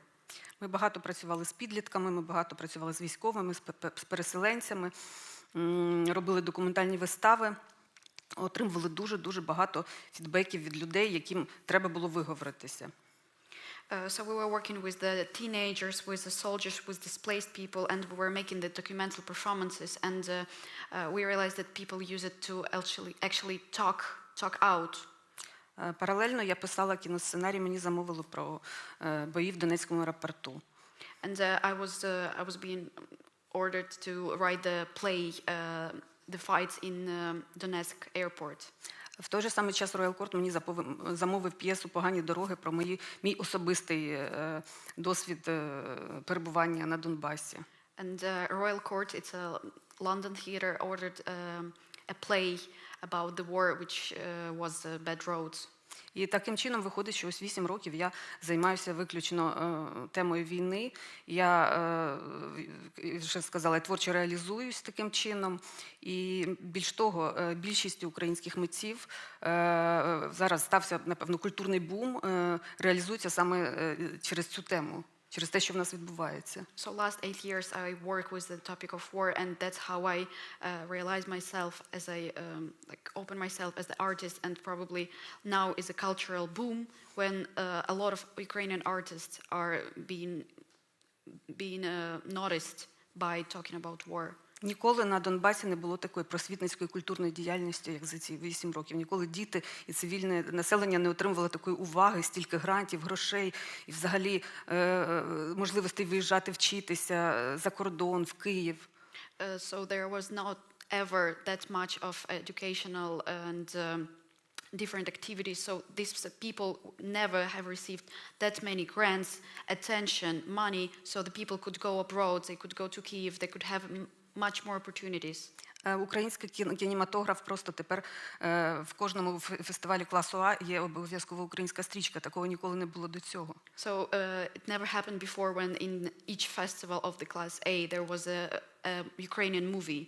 І це в багатьох сферах мистецтва відбувається. And it's in many fields of the culture. І вас нічого не бентежить? Мене бентежить дуже. Це все завдяки війні. Чим більше війна триває, тим більше в нас якихось перемог і досягнень на культурній ниві. І це, чесно кажучи, страшно. And actually I'm also confused because as long the war is going on, as more wins and the awards we have, and this actually is very scary. Ми цікаві світові, тому що ми розповідаємо про свій біль, про свою травму.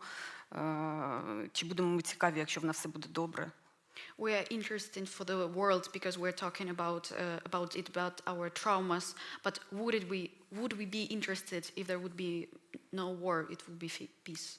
Влад Троїцький рекомендує там, прославляти життя. Я з одного боку з ним згодна, а з іншого постійно це мучить відповідальність перед тим, що відбувається. Не можна мовчати, треба говорити про це постійно. So regarding the comments of Vlad Troitsky when he said that we should celebrate the life, but we cannot stop talking about this because it's a scary thing that's going on.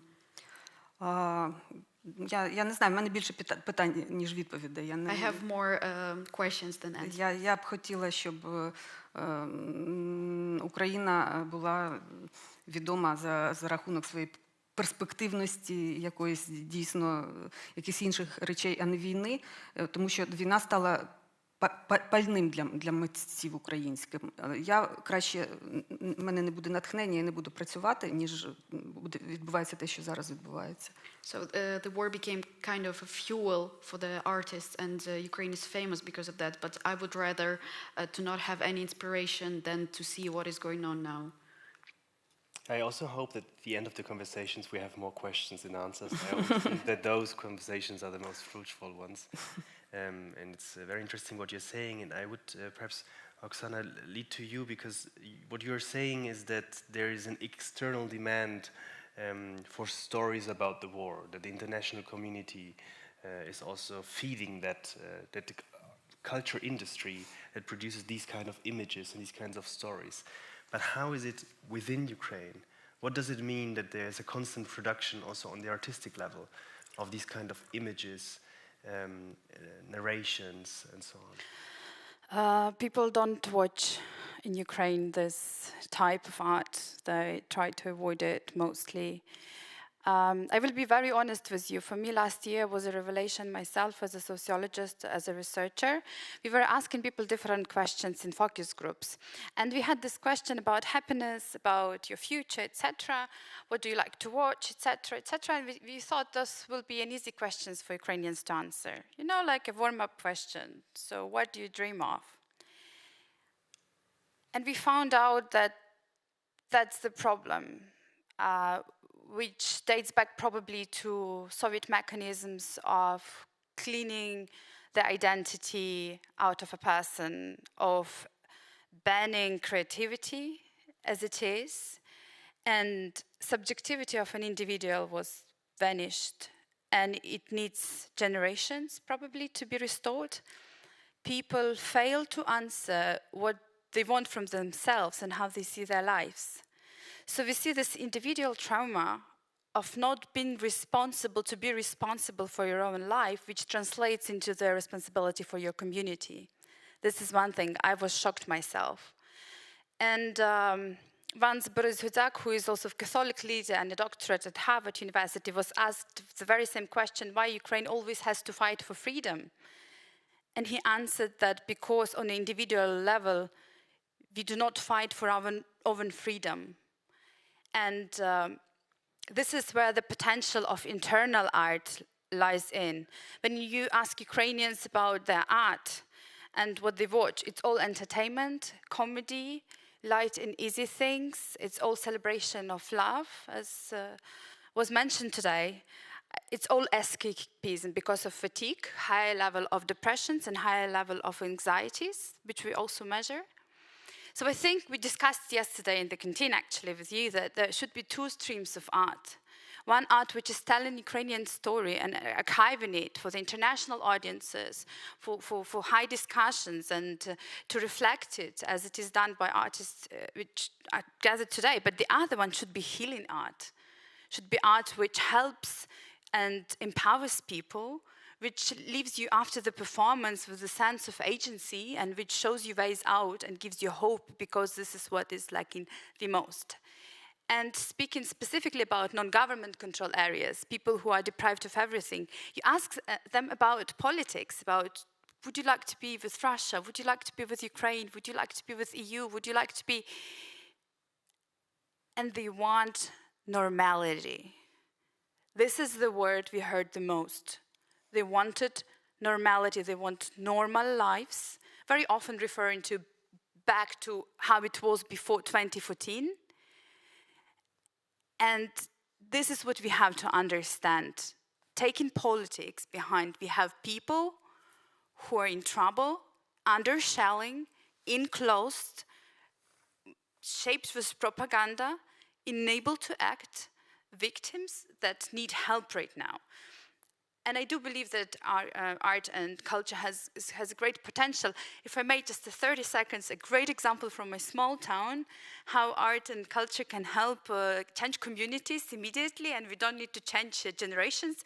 There is a small artistic place built called Liteplo, and this is just a big barn made of woods, where some nice events are happening, and it's so classy, and it looks so great as a piece of architecture that it allows us to invite projects of dark theater, best performers in Ukraine as well, to a small village in a very small Ukrainian place.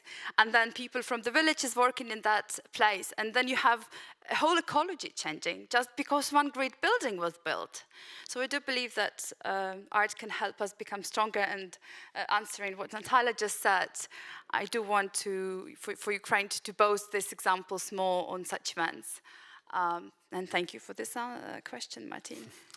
It's interesting that you're pointing out the importance of creating places. And Andriy, this will go to you, because from what I've seen and what I've learned, it's also what you aim to do, to create places of encounter with the Gogol festivals in different places in Ukraine.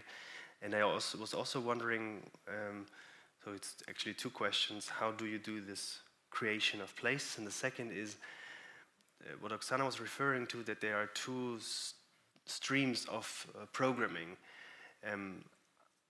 What importance does this have for you? How do you come up with your programs when you go to a place like Mariupol? Thank you. Yes, Mariupol is one of the examples, and in reality we try to do and organize festival in our understanding in all regions, through all the country. And now our next step of strategy is to create association of multidisciplinary regional festival, and in our meaning it's United Nation. It's something that builds the links with the people, different communities, leaders of this community, which really, as was previously said, take responsibility. They change on a local level already. They do something in the city or in the region, and they don't wait that somebody came later and support. They really act. So we try to find such type of people and build the links. At the same time, to support the idea of Natalia, I would like to say that artists in this case help also and find formats and models to give voices for especially for these people who really very close to it. And in our case, if we look deeply in Mariupol, we have generation of children who lose their childhood. And even in invitation of different directors help to look on the questions, help to find new approaches, how to talk about it, how to ask, even to try to find these complicated questions, how to build dialogue. In this case, theater become not only just a show, it's a really united mechanism which create social changes. Parents come, teachers, pedagogues come, different institutions support, different levels of society join to it, and it's really not only audience development, it's social development.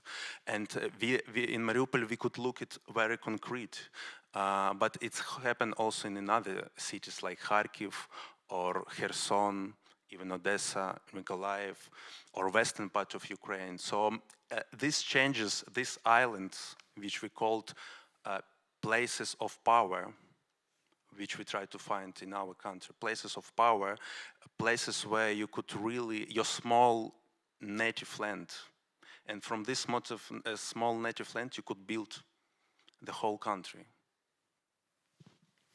You were just talking about giving voices, and I wanted to come back to you, Natalia, because we already touched upon that you wrote, for instance, this play Bad Roads, where you give voices to people in the literature form you picked and the text you formed, but you also work with the theater of displaced people, giving voices in a more documentary way. So what are the different strategies you as a theater maker, writer, playwright, pick for giving voices to people? Отже, ви працювали з поганими дорогами як текстом, але також ви працювали з театром переселенців вже в документальному такому руслі. Які методи ви знаходите для того, щоб працювати з цими різними... Martin, sorry, how you said the last... In which way... Так, з цими різними напрямками. Окей. Ну, насправді, кожен з проєктів, він прорізний і для різних людей. So every project is different for different people. Ти постійно розподіляєш. Коли ми працюємо в театрі переселенця, ми це і даємо можливість вийти на сцену свідкам подій і розказати про свої травми. Ми, в першу чергу, робимо це для них. When in a theater of displaced people, we give the opportunity to these people come to the stage and tell about their traumas, we do it mostly for them. Тому що ми знаємо, що на 10-й виставі вони вже не будуть плакати, розповідаючи свою історію, тому що вони її таким чином переживуть. Because we know when on the 10 times they would be telling their story, they would be not crying or like refeeling it again because they will already be over this. Коли я пишу сценарій на замовлення Держкіно про героїзм хлопців в Донецькому аеропорту військових, я розумію, що я роблю це для всіх українців, щоб підняти дух, щоб показати героїзм і оплакати загиблих. So when I'm writing the script for the order of state cinema department about our heroes, about the soldiers, I'm doing it for all the Ukrainians to enhance the spirit, to also cry out about the died ones.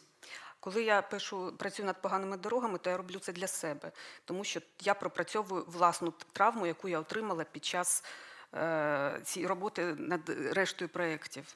When I was writing Bad Roads, I was actually working on my own traumas when I was collecting the materials for like rest of the projects. Також є, наприклад, проєкт «Щоденники Майдану», який робився навмисно для всього світу, щоб розповісти, це такий інформативний емоційний проєкт з метою розповісти всьому світу, що відбулося на Майдані. When I was creating the diary of Maidan, it was more about to tell the whole people in the whole world what was going on in Maidan. Ну і, звісно, є інструменти, якими користуюсь.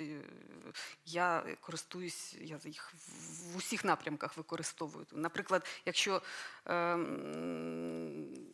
от я займалась, документальний театр насправді на мене дуже вплинув. І я стала заручницею певного реалізму. So I used these tools in different directions, and the documental theater actually had a big influence on me, and now I'm a kind of a prisoner of this realism. І я цей метод використовую в усіх напрямках. So now I use this method in every direction. Adapting every time to the context and the aim of the project. і мети цього проекту. Є. Andri, how is it for you? How do you adapt to the conditions of an environment that is violent or where people live that have suffered that violence? Because I come back to this example because I've been there and I know a bit the context of Mariupol, where many, you mentioned the young people that perhaps are from Donetsk, but then they fled and now they are growing up in Mariupol. How do you adapt your strategies compared to the other places in Ukraine where you work? This is what we try to do. We try to create, to find these approaches together, create different form of art, and then we spread it, we share it. And in this case, we always do discussion after all presentation, because even discussion sometimes more important, and the real mission, not only to show.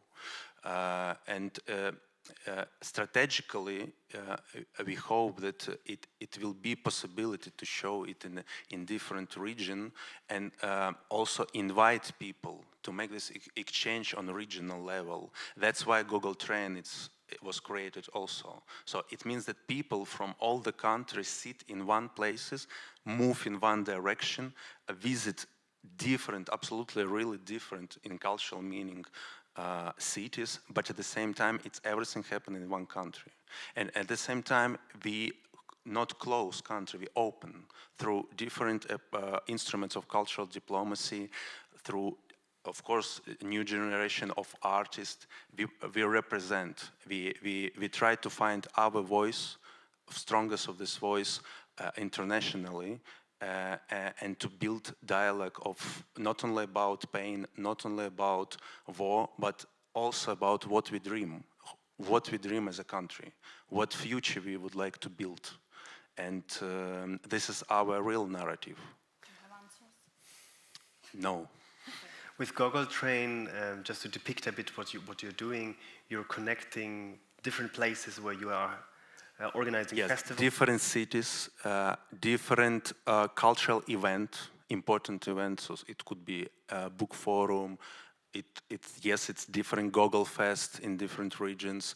It's film festival. So we tried in this way to build also new type of collaboration on institutional level. So that's why when I say festival, it's not only just festival. It's really a new approach is how city, how different ministries, how local communities, how local artists, how international representatives makes together effort. Only in this case, festival happen. Otherwise, it's not happen at all. Oksana, these connections that Andri was referring to with across people from different parts of the country, what importance does this have from the perspective of your research? Huge. There are two things I would like to say, not to forget about art and performances like this. First of all, it does have huge importance because we discussed it also with Natalia over lunch. I love lunches and dinners, have so much power in such places, is that the moment you make Ukrainians meet from east, west, south, and other parts of Ukraine, all the stereotypes die. There is this sociology theory of contact. It doesn't work always in all contexts, but in Ukrainian context it works. The moment you make people meet, stereotypes die out. And the problem is that we have a little bit of millions of people, and it's very difficult to make them all meet. So projects like this are of extreme importance, and also we discussed it already, lots of donors and people who are trying to help, they turn their eye into the problems of the East where the conflict is happening currently, and the shelling and the war, but when you work with Ukrainian problems, you should take all Ukraine into perspective because there are other trends, for example, in Western Ukraine that should be attended and kept in mind. That's why those projects are amazing. But there is one more problem which a sociologist could share with you. I talked to many Ukrainians via focus groups and via many thousand surveys. Art for a Homo Sovieticus is luxury. it was forbidden. Having money, being rich, was shameful. Going to a theater was something only rich people could afford. And making a person to participate in artistic performance or come to a theater is already an action. Many people, they would spend lots, if they are even rich, they would spend lots of money on food, celebrations, etc. But when it comes to even buying flowers for yourself or going to a theater, even though it's not expensive in Ukraine, it is not within the mindset of an average Ukrainian. That is why a sociologist and the researcher community would love to learn and to work with artists, how we bring art into the streets, how we make people come. I know that Oksana Liniva, a well-known conductor, she has this Lviv Mozart, which is happening in Lviv, and they are making performances in different areas where they would put opera in a barn, for example. And when she was asked why you do this, she answered, I'm putting it here so we have people who would not normally come to opera. And I think this is what is needed as well. Performances are there, but we need to make people understand and also to shift their mind that you can afford yourself a play. So this is also a challenge that Ukraine is facing right now. I'm glad that we're talking about this because my feeling is that when there are conversations about arts and aesthetics, always the moment when you reach the point of talking about audiences, you are on the track of finding something important. And that's why I would be curious, Natalia, for you, what is your experience with audiences? Because you described all the different aesthetic strategies of how you give people a voice and that you adapt to the specific context, but also to taking in mind the different contexts you described. What is your experience with audiences in Ukraine? Який ваш досвід з аудиторією, враховуючи, що ви адаптуєте під різні контексти, ви даєте голоси різним групам людей. Який ваш досвід з роботи з аудиторією? Яка вона? Я вже сказала в попередній відповіді, що аудиторія розподіляється достатньо чітко. Це аудиторія українців, які не залучені в війну, українців, які постраждали від війни, і це весь решта світу і, власне, я. Головна своя аудиторія. So, as already mentioned in the previous answer, so they're a very simply and clearly divided audience. It's the Ukrainians that are not involved in the war, the people Ukrainians who were suffering from the war, the rest of the world, and me as the main audience. Тобто я розумію, що фільм «Погані дороги», наприклад, не варто показувати людям, які пережили дійсно війну, які живуть в території війни, які воювали. Вони все про це знають. І навіщо їх знову ще раз травмувати? Їх фільм цей додатково травмує.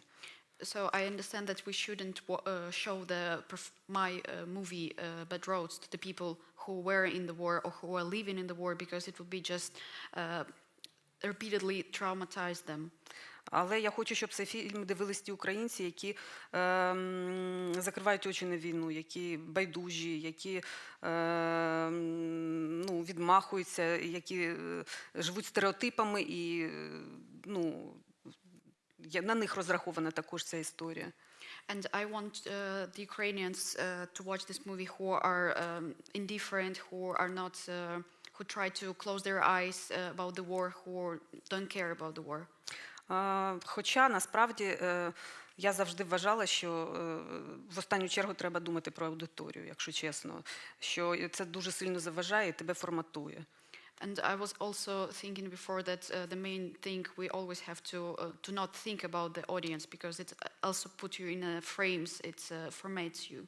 І тому, коли мені замовив в Royal Court «Погані дороги», я відчувала певну свободу. Я думала, що ніхто не з українців, ця історія не буде почутою в Україні. Я можу дуже вільно і дуже чесно розповісти про себе, самі якісь, можливо, неприємні, болючі історії. І може, завдяки цьому в мене це вийшло краще, ніж якісь попередні мої роботи. За рахунок того, що я не думала про аудиторію.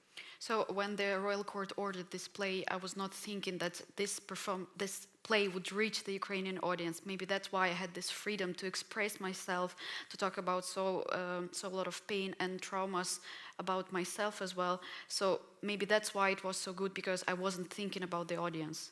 Тобто це постійне, ти ходиш по лезу між відповідальністю перед аудиторією і чесністю перед собою, тому що самоцензура, вона існує. So you're always on the balance, on the edge of between the audience and the honesty in front of yourself, because this is self-censorship exists. I'm grateful that we are exchanging all this, because it pinpoints also on the responsibility of international artists or organizers, curators, to reflect on those two levels of which audiences are we addressing. And we had also this conversation yesterday already in the canteen you mentioned. That, for instance, Münchner Kammerspiele, who are trying this endeavor of a long-term artistic relationship with Ukrainian artists in the framework of the Sisterhood, to have in mind what is being done for a rather international German Munich audience, also to make sense of what is happening in Ukraine, because it's true that it's relevant that the civil society here gets an understanding of the situation in Ukraine and the challenges there, because they have a political implication also for the society here. But not to forget that when we do artistic projects together and they are on the ground in Ukraine, that they perhaps serve a different, they have a different target audience, they have a different context, a different project, and I think this is important, especially for perhaps also the people that are listening us, for this question of how we navigate international collaborations. You mentioned also that it's a constant challenge of rethinking what this actually means to collaborate.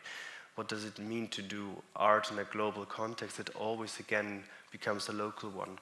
So I think it's a quite important discussions we have. I would like to add that in this case we have several values that exist in this process, because when we collaborate, we destroy stereotypes.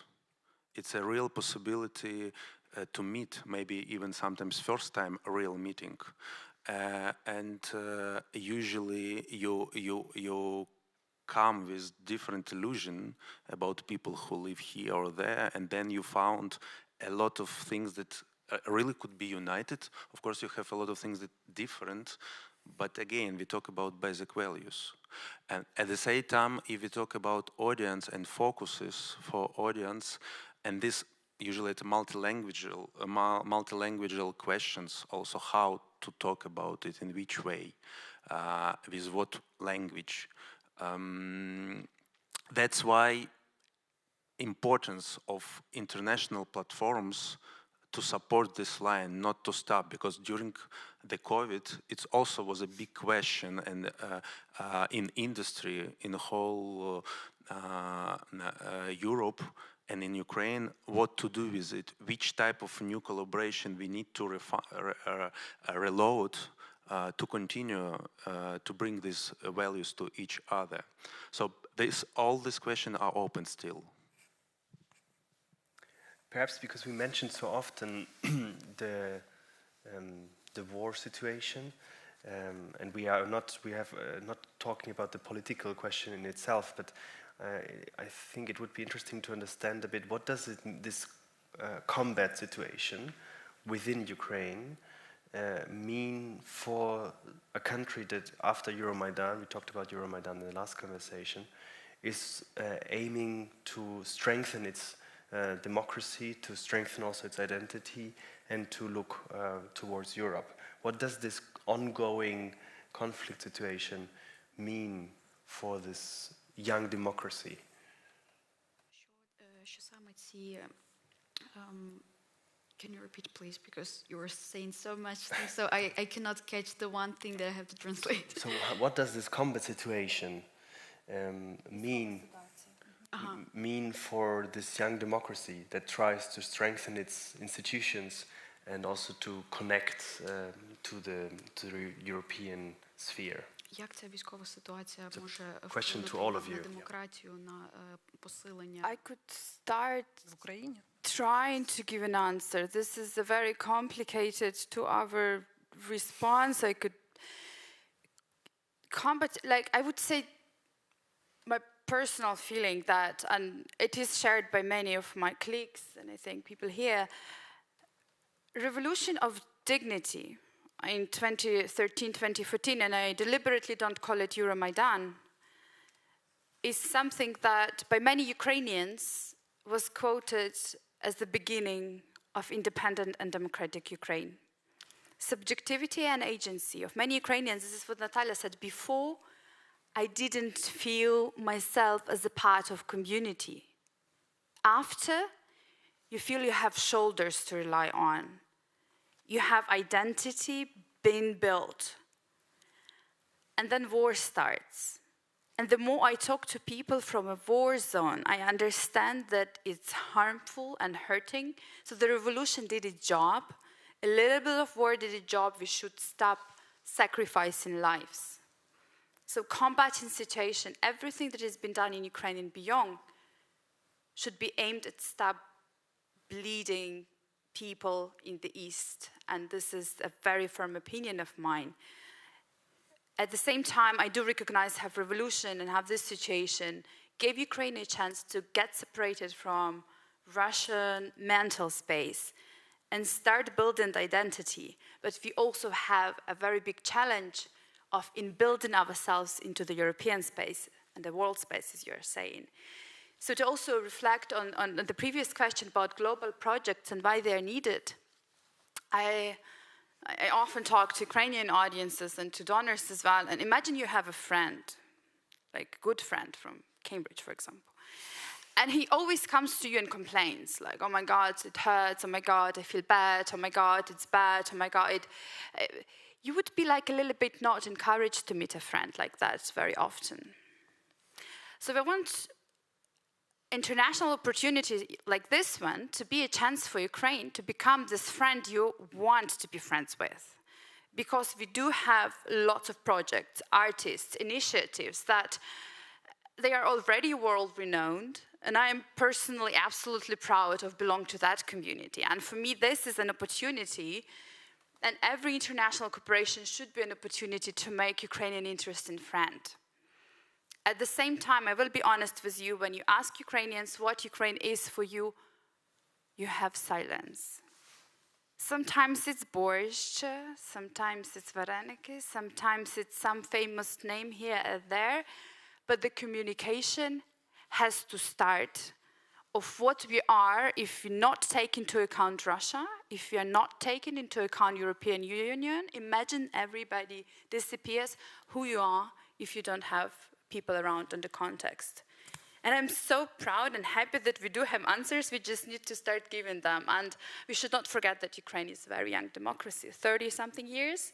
I just started thinking in this age what I want from life. So this is just coincidental with Ukraine, but also some people say that 2014 was just the beginning.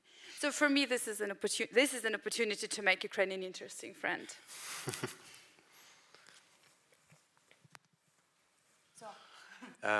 I could say that it's a crossroad. At the same time, simultaneously, it's a huge opportunities, but at the same time, it's a huge dangers and impacts. So what choices we should do, and absolutely agree, if we imagine that no one, and anyway we need to answer to meet first of all with itself, who we are today.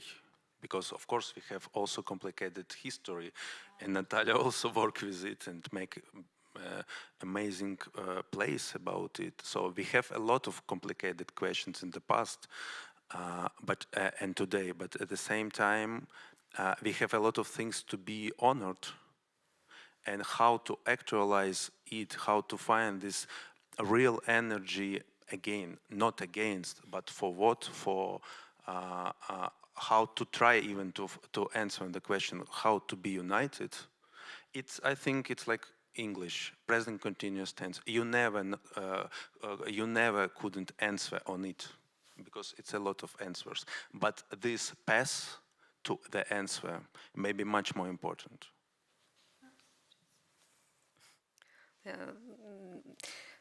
У мене просто таке відчуття, я, напевно, сама неоптимістична з цієї групи.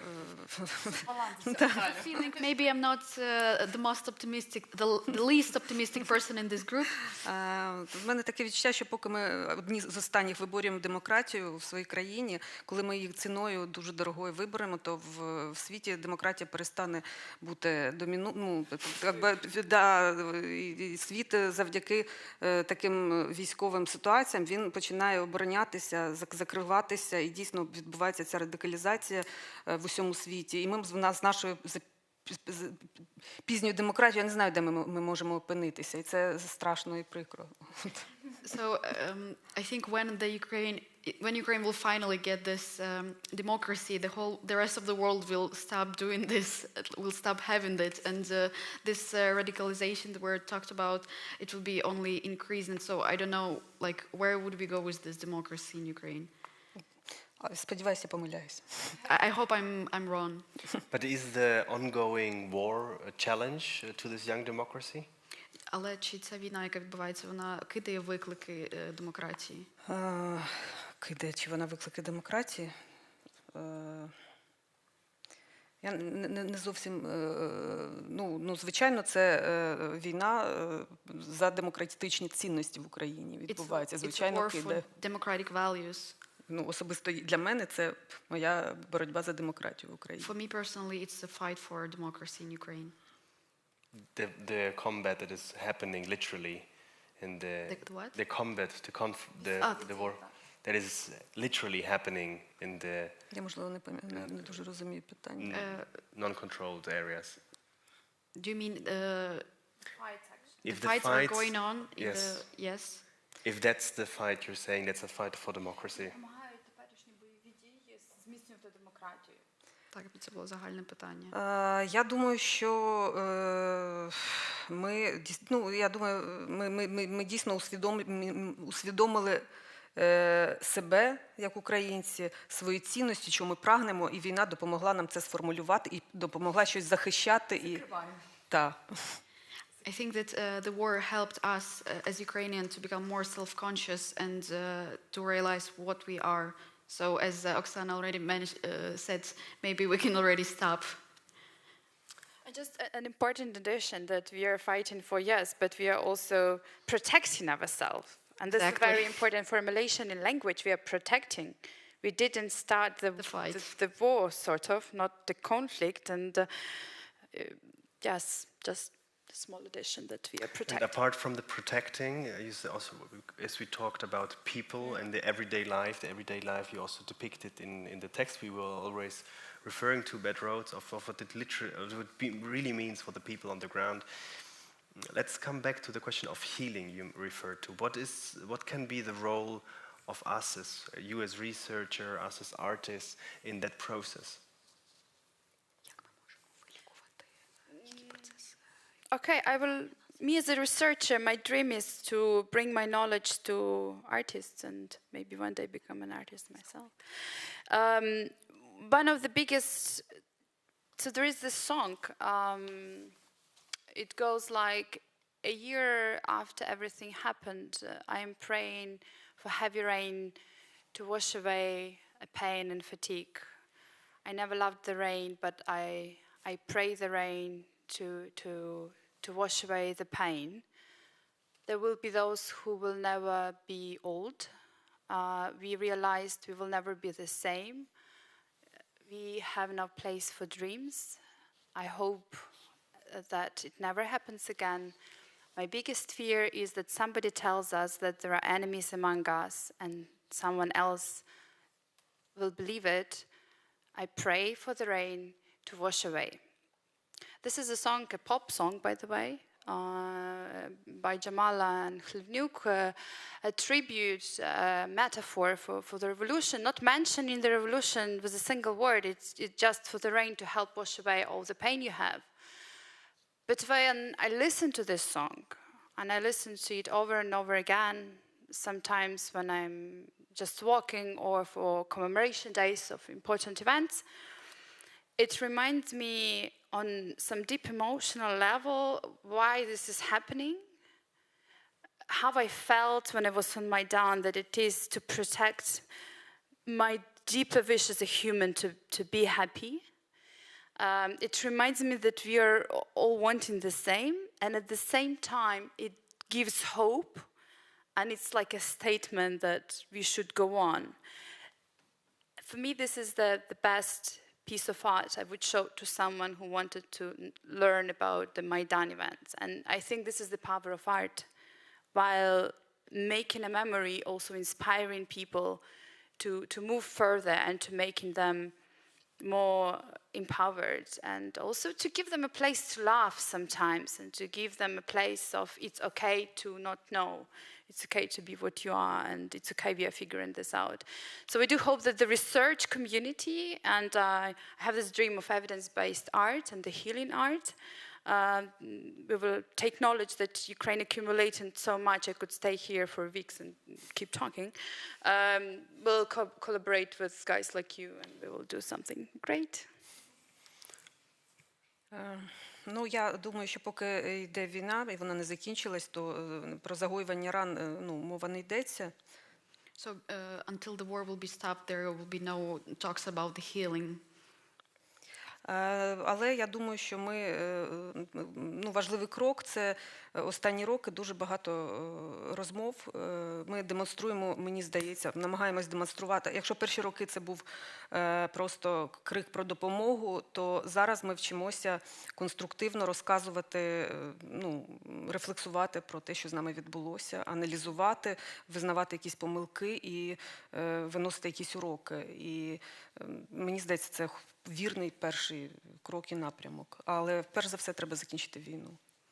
So when in the first years of the war there was more like a scream for help, so in this time we already know how to speak about this, how to explain, how to what the lesson we learned about this. So as for me, the most important for us is to stop this war and, як ви сказали, і говорити про це, так?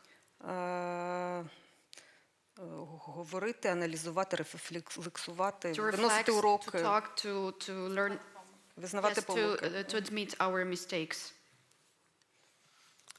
Does this word healing art, as Oksana said, mean something to the practice of you curating the festivals? And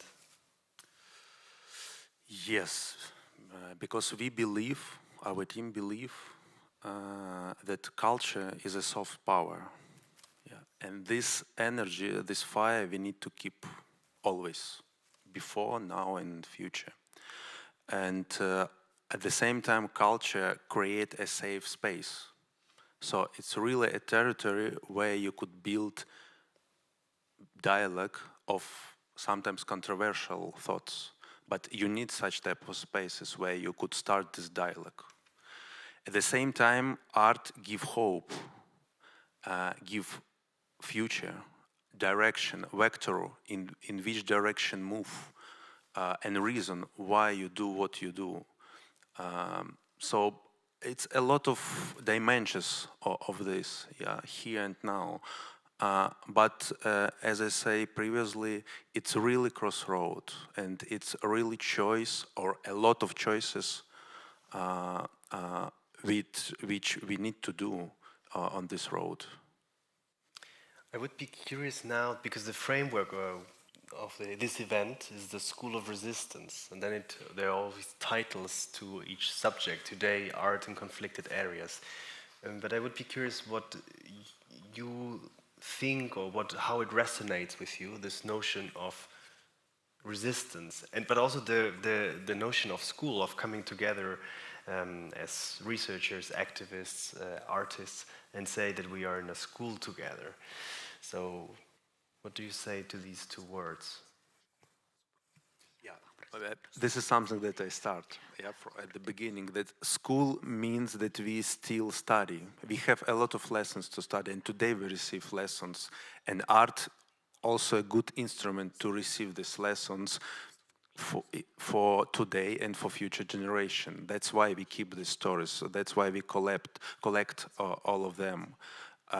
So yes, it's something that we need to study, and at the same time, resistance.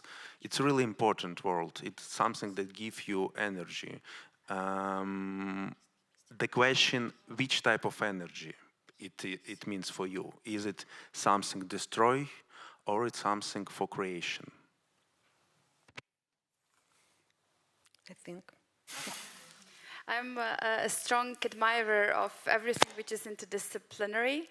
I'm launching now even a cultural podcast where I bring people from different areas and we discuss one same thing.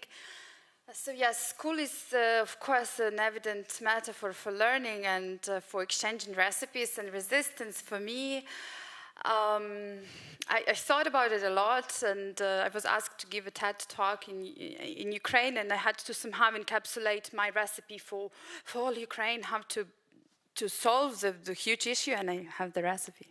I can share it now, so it will be like a short promo of a TED talk in future. So it sounds like become happy, stop the war.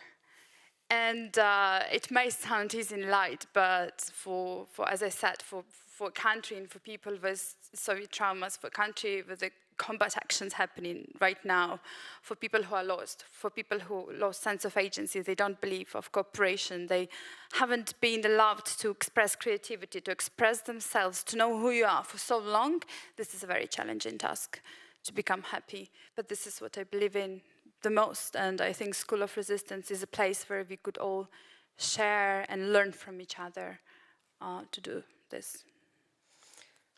Школа супротиву – це те, чим ми займаємося останні 8 років. Ми в цій школі навчаємось, і ми її, в принципі, сподіваюсь, дуже скоро закінчимо на відмінно.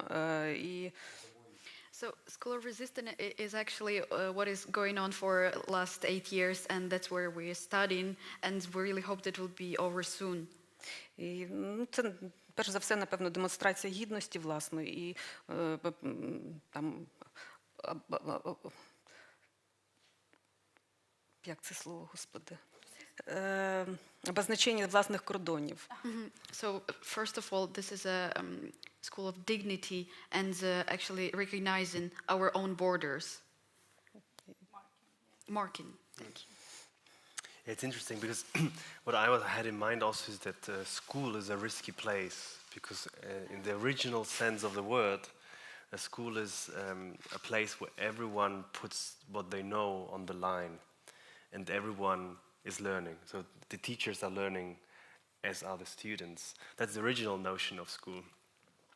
But the combination and the jump you did away from the school of resistance to the school of dignity is quite interesting because the two terms in the work of the IIPM and Milo Rau stem from the same experiences.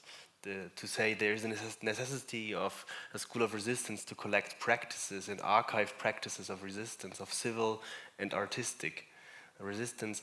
And the other thing is the revolution of dignity, the Revolta della Dignità, for instance, in the project in Italy where this artwork stems from.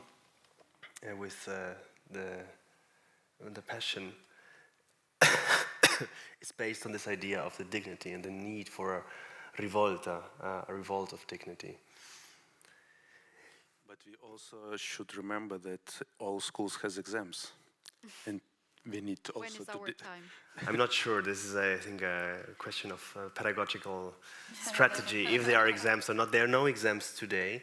But I would have a question again to all of you, because now we are talking a lot about the context where you are working, which is Ukraine. But we're also talking now to an international audience. So, what are your expectations towards the international audience, professionals, colleagues?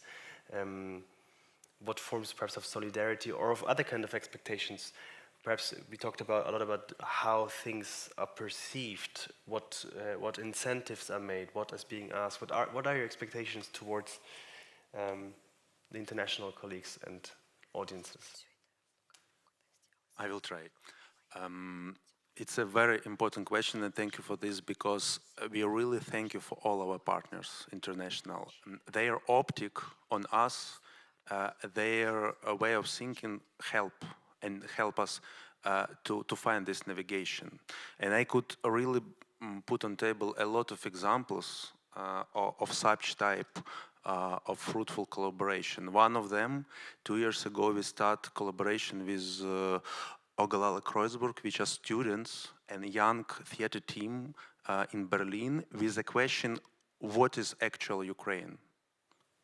He came to us with this question, and together we built a 2 years project about 11 questions of Ukraine, 11 contemporary questions which help us to find this identity. So it's just one of the examples. Another example, again, if we return to young directors who came to Mariupol, for them, a lot of words that we tell today, war, absolutely has another meaning.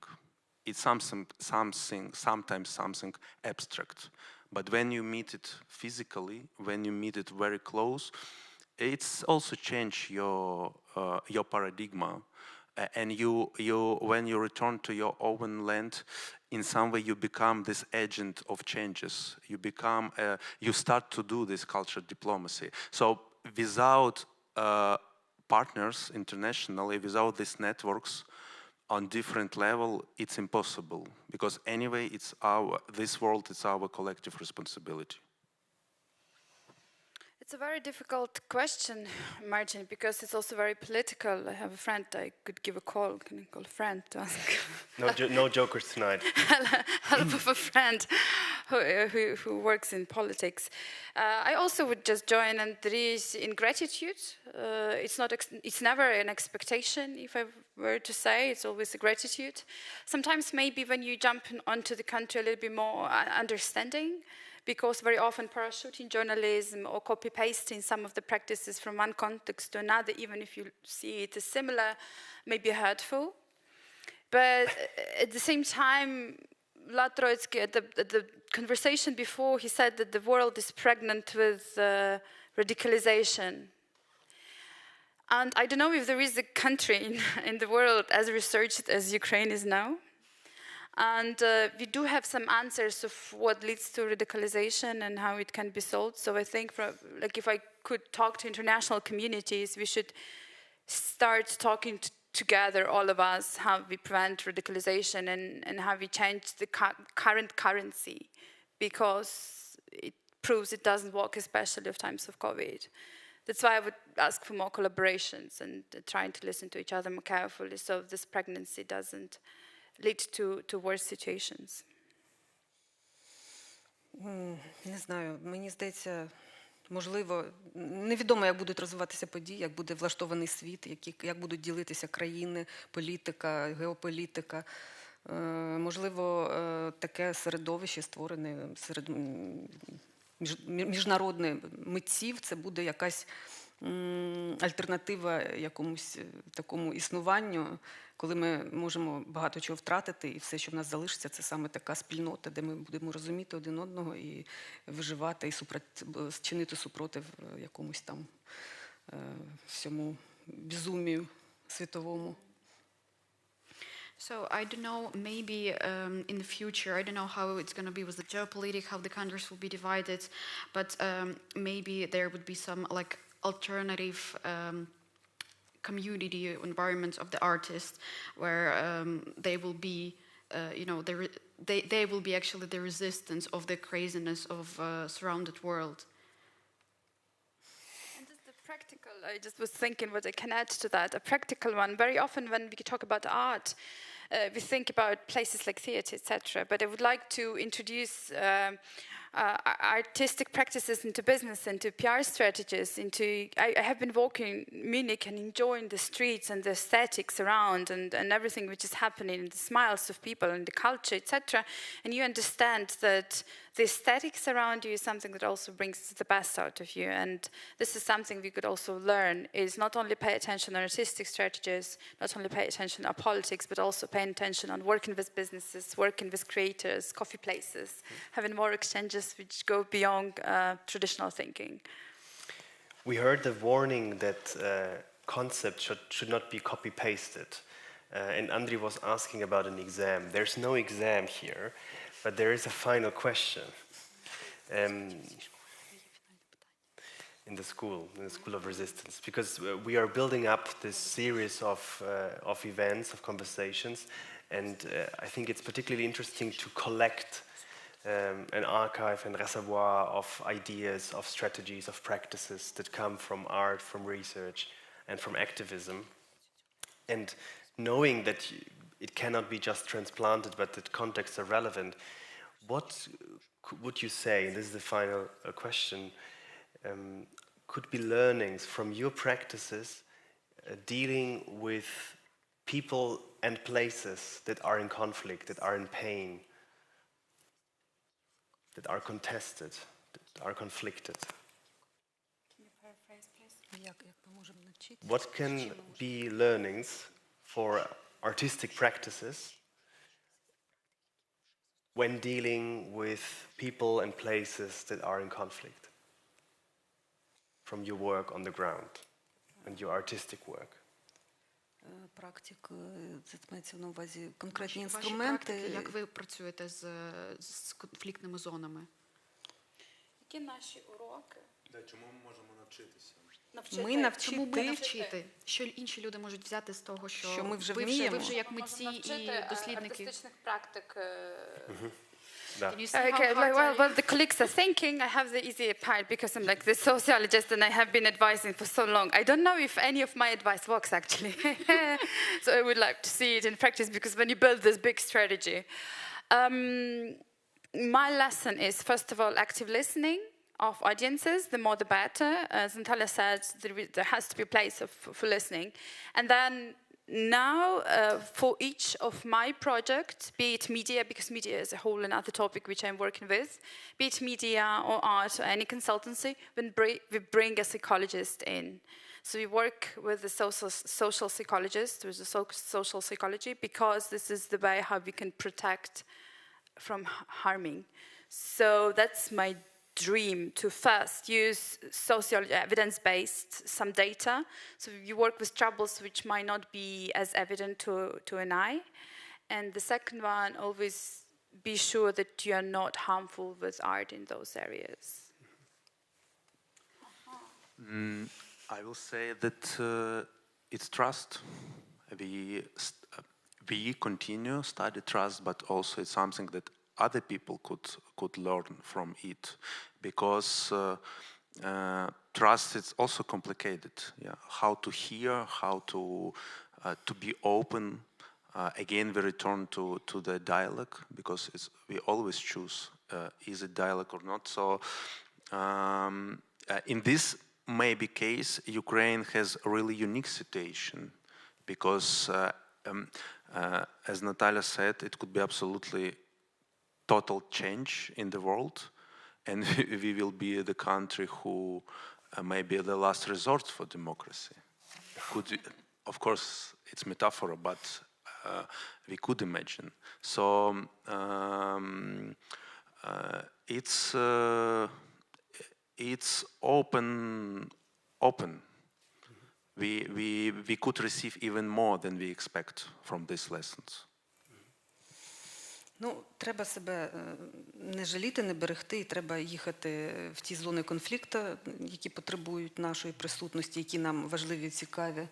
So we shouldn't be pity to ourselves. We should go to the conflict zones and we should work there, explore it. Та, не вірити нікому, а вірити тільки собі. We shouldn't trust anyone, just trust ourselves. Розмовляти з людьми, емпатувати їм. We should talk to people, we should feel empathy to them, empathize them. І ставати провідниками їх голосів у світі. Ну, бо ми маємо цю можливість. We should talk with their voices because we have this opportunity. We should be their voices, definitely. It's nice, all the three of you mentioned learnings and practices that require especially time, to take time, not to rush. I think that's what we've been doing for the last more than an hour. Thank you very much for this. Thank you. In a couple of minutes, 8 o'clock local time here in Munich, we will have a reading in Ukrainian and German with Natalia Worozhbit and Johanna Eiwort, actress of the ensemble of Münchner Kammerspiele. And together you will read from Bad Roads in the Ukrainian original and the German translation made by Lydia Nagel. And after that, for the people in the room, we have the opportunity to see the movie you made with the other 5 images, because in total the play has 6 images, 6 narrations, and the first one is the one we are going to hear, and the other 5 ones are those that you transformed and you used for your movie. And there will be also opportunities to see it on some platforms. The movie is accessible on some platforms already in Central Europe, I think especially on HBO Europe. Yes. So thanks to you, and thanks for the audiences around the globe. See you at the next School of Resistance of the IIPM, and thanks for joining us today.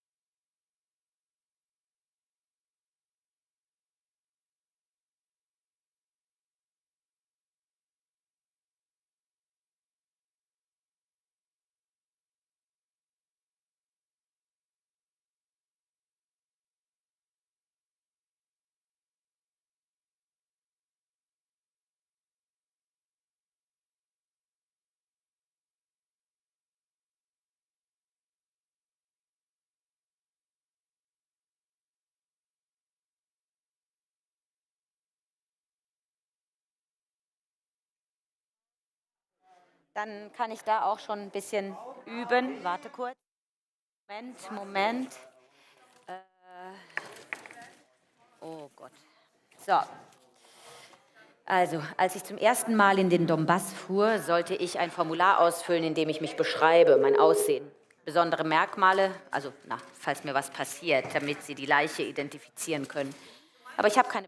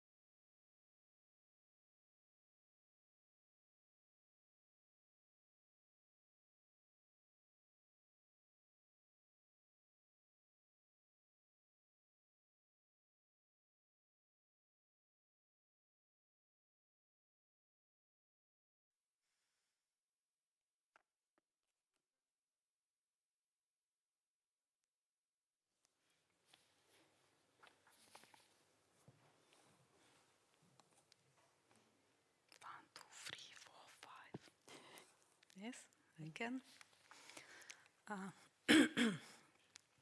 Коли я вперше їхала на Донбас, мене попросили заповнити анкету, де б я описала себе, свою зовнішність, якісь особливі прикмети.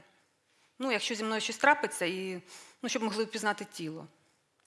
А в мене немає ніяких особливих прикмет, тому опишу себе всю. Я Наташа, мені 39, в мене дрібна комплекція, тому я виглядаю молодшою. Ще в мене великий ніс, красиві карі очі, тонкі губи, маленькі груди. Що ще? Худі ноги і руки, і через стрес і неправильний спосіб життя я не дуже в хорошій формі. Я бліда, і в мене вилітає серце. Ти будеш називати мене Горобчик. Тепер я опишу тебе. Ти Сергій, і тобі 38. Ти середнього зросту, ні, ти навіть нижче середнього. Ти міцний, підтягнутий, з гарною поставою. Виглядаєш старшим. В тебе сильний голос, жорсткий сивий їжак на голові, карі очі. Коли я в них дивлюсь, мені здається, що мене взяли в заручники і зараз опускають в темний підвал. І зараз почнеться невідоме життя. Я дуже хочу дивитись в твої очі. Я дуже хочу тобі сподобатись. Ти мені вже сподобався. Als ich zum ersten Mal in den Donbass fuhr, sollte ich ein Formular ausfüllen, in dem ich mich beschreibe. Mein Aussehen, besondere Merkmale, falls mir was passiert, damit sie die Leiche identifizieren können. Aber ich habe keine besonderen Merkmale. Ich beschreibe mich mal im Ganzen. Ich bin Natascha, ich bin schon 40. Ich bin recht zierlich und sehe deshalb jünger aus. Außerdem habe ich eine große Nase, schöne braune Augen, schmale Lippen, eine kleine Brust, dünne Arme und Beine. Wegen Stress und ungesunder Lebensweise bin ich nicht besonders gut in Form. Ich bin blass und habe Herzrasen. Du wirst mich Spätzchen nennen. Jetzt beschreibe ich dich. Du bist Sergei und 38. Du bist mittelgroß. Nein, sogar kleiner als mittelgroß. Du bist kräftig, drahtig, hast eine gute Körperhaltung, siehst älter aus. Du hast eine starke Stimme, einen festen grauen Igelschnitt. Du hast braune Augen. Wenn ich hineinsehe, scheint es, dass ich gefangen genommen wurde und in einen dunklen Keller geführt werde, wo gleich etwas Schreckliches passiert. Ich möchte so gern in deine Augen sehen. Ich möchte dir so gern gefallen. Du gefällst mir schon. Ти мені сподобався, але не з першої зустрічі, з другої. Я брала в тебе інтерв'ю в київському кафе на Шита Руставелі. Була тепла осінь, була тепла зима. Я прийшла така в червоному пальто. Ти був у військовій формі. Я сказала, який ви красивий. Мускул ледь ворухнувся на твоєму обличчі, я зрозуміла, тобі приємно. Ти весь такий герой. Ти розповідаєш про війну, про Донецький аеропорт, предмет мого дослідження. Ти малюєш на серветці старий і новий термінали, малюєш позиції ворога, говориш назви знарядь. Я майже нічого не розумію, але роблю вигляд, що розумію. Ти недоступний, відсторонений, але тебе заводить мій інтерес до війни. Це єдиний шлях до тебе. Ти малюєш єдиний шлях з аеропорту в тил. Він називається «Дорогою життя». В тебе грубі руки. Дивіться, Наталю, штурмова бригада виїхала на ротацію по цій дорозі. Отут стоять гради, тут гаубиці, а тут БТРи. Сюди лупить артилерія, а тут згорів наш танк. В той день був 1 200-й і 3 300-х. 4 сепара підірвались на розтяжках. Ти розповідаєш, а я дивлюсь на твої руки. А потім я їду в кінотеатр і дивлюсь документальний фільм про війну. Тільки що ти мені розповідав про війну, а зараз я дивлюсь кіно про війну за твоєї участі. Навколо тебе гримлять вибухи, ти озброєний і давно не митий. Ось на наших очах вмирає боєць, молодий хлопець, ось ще поранений, ось ще труп. Ось ти кричиш і віддаєш команди. І в моїй голові не вкладається, що ці вибухи, постріли і смерті – це не постановка, і що бруд на твоєму обличчі не грим, що ти не якась там мавпочка Бред Піт, і ти точно когось вбив по-справжньому. Du gefällst mir, aber nicht gleich seit dem ersten Treffen, seit dem zweiten. Ich habe dich in einem Kiewer Café an der Schota Rustaveli interviewt. Es war ein warmer Winter. Ich kam so ganz schick, in einem roten Mantel. Du hattest eine Militäruniform an. Ich habe gesagt, gut sehen Sie aus. In deinem Gesicht zuckte ein Muskel. Ich spürte, dass dir das angenehm ist. Du bist ganz der Held. Erzählst vom Krieg, vom Donetsker Flughafen, dem Objekt meiner Recherche. Du zeichnest das neue und das alte Terminal auf eine Serviette, zeichnest die feindlichen Positionen, nennst die Waffentypen. Ich verstehe fast gar nichts, tue aber so, als würde ich verstehen. Du bist unendlich weit weg, aber mein Interesse am Krieg bringt dich in Fahrt. Das ist der einzige Weg zu dir. Du zeichnest den einzigen Weg aus dem Flughafen ins Hinterland. Er hieß Straße des Lebens. Du hast grobe Hände. Sehen Sie, Natalia, die Sturmbrigade fuhr zur Ablösung diese Straße entlang. Hier standen die Granatwerfer, hier die Haubitzen und hier die MTWs.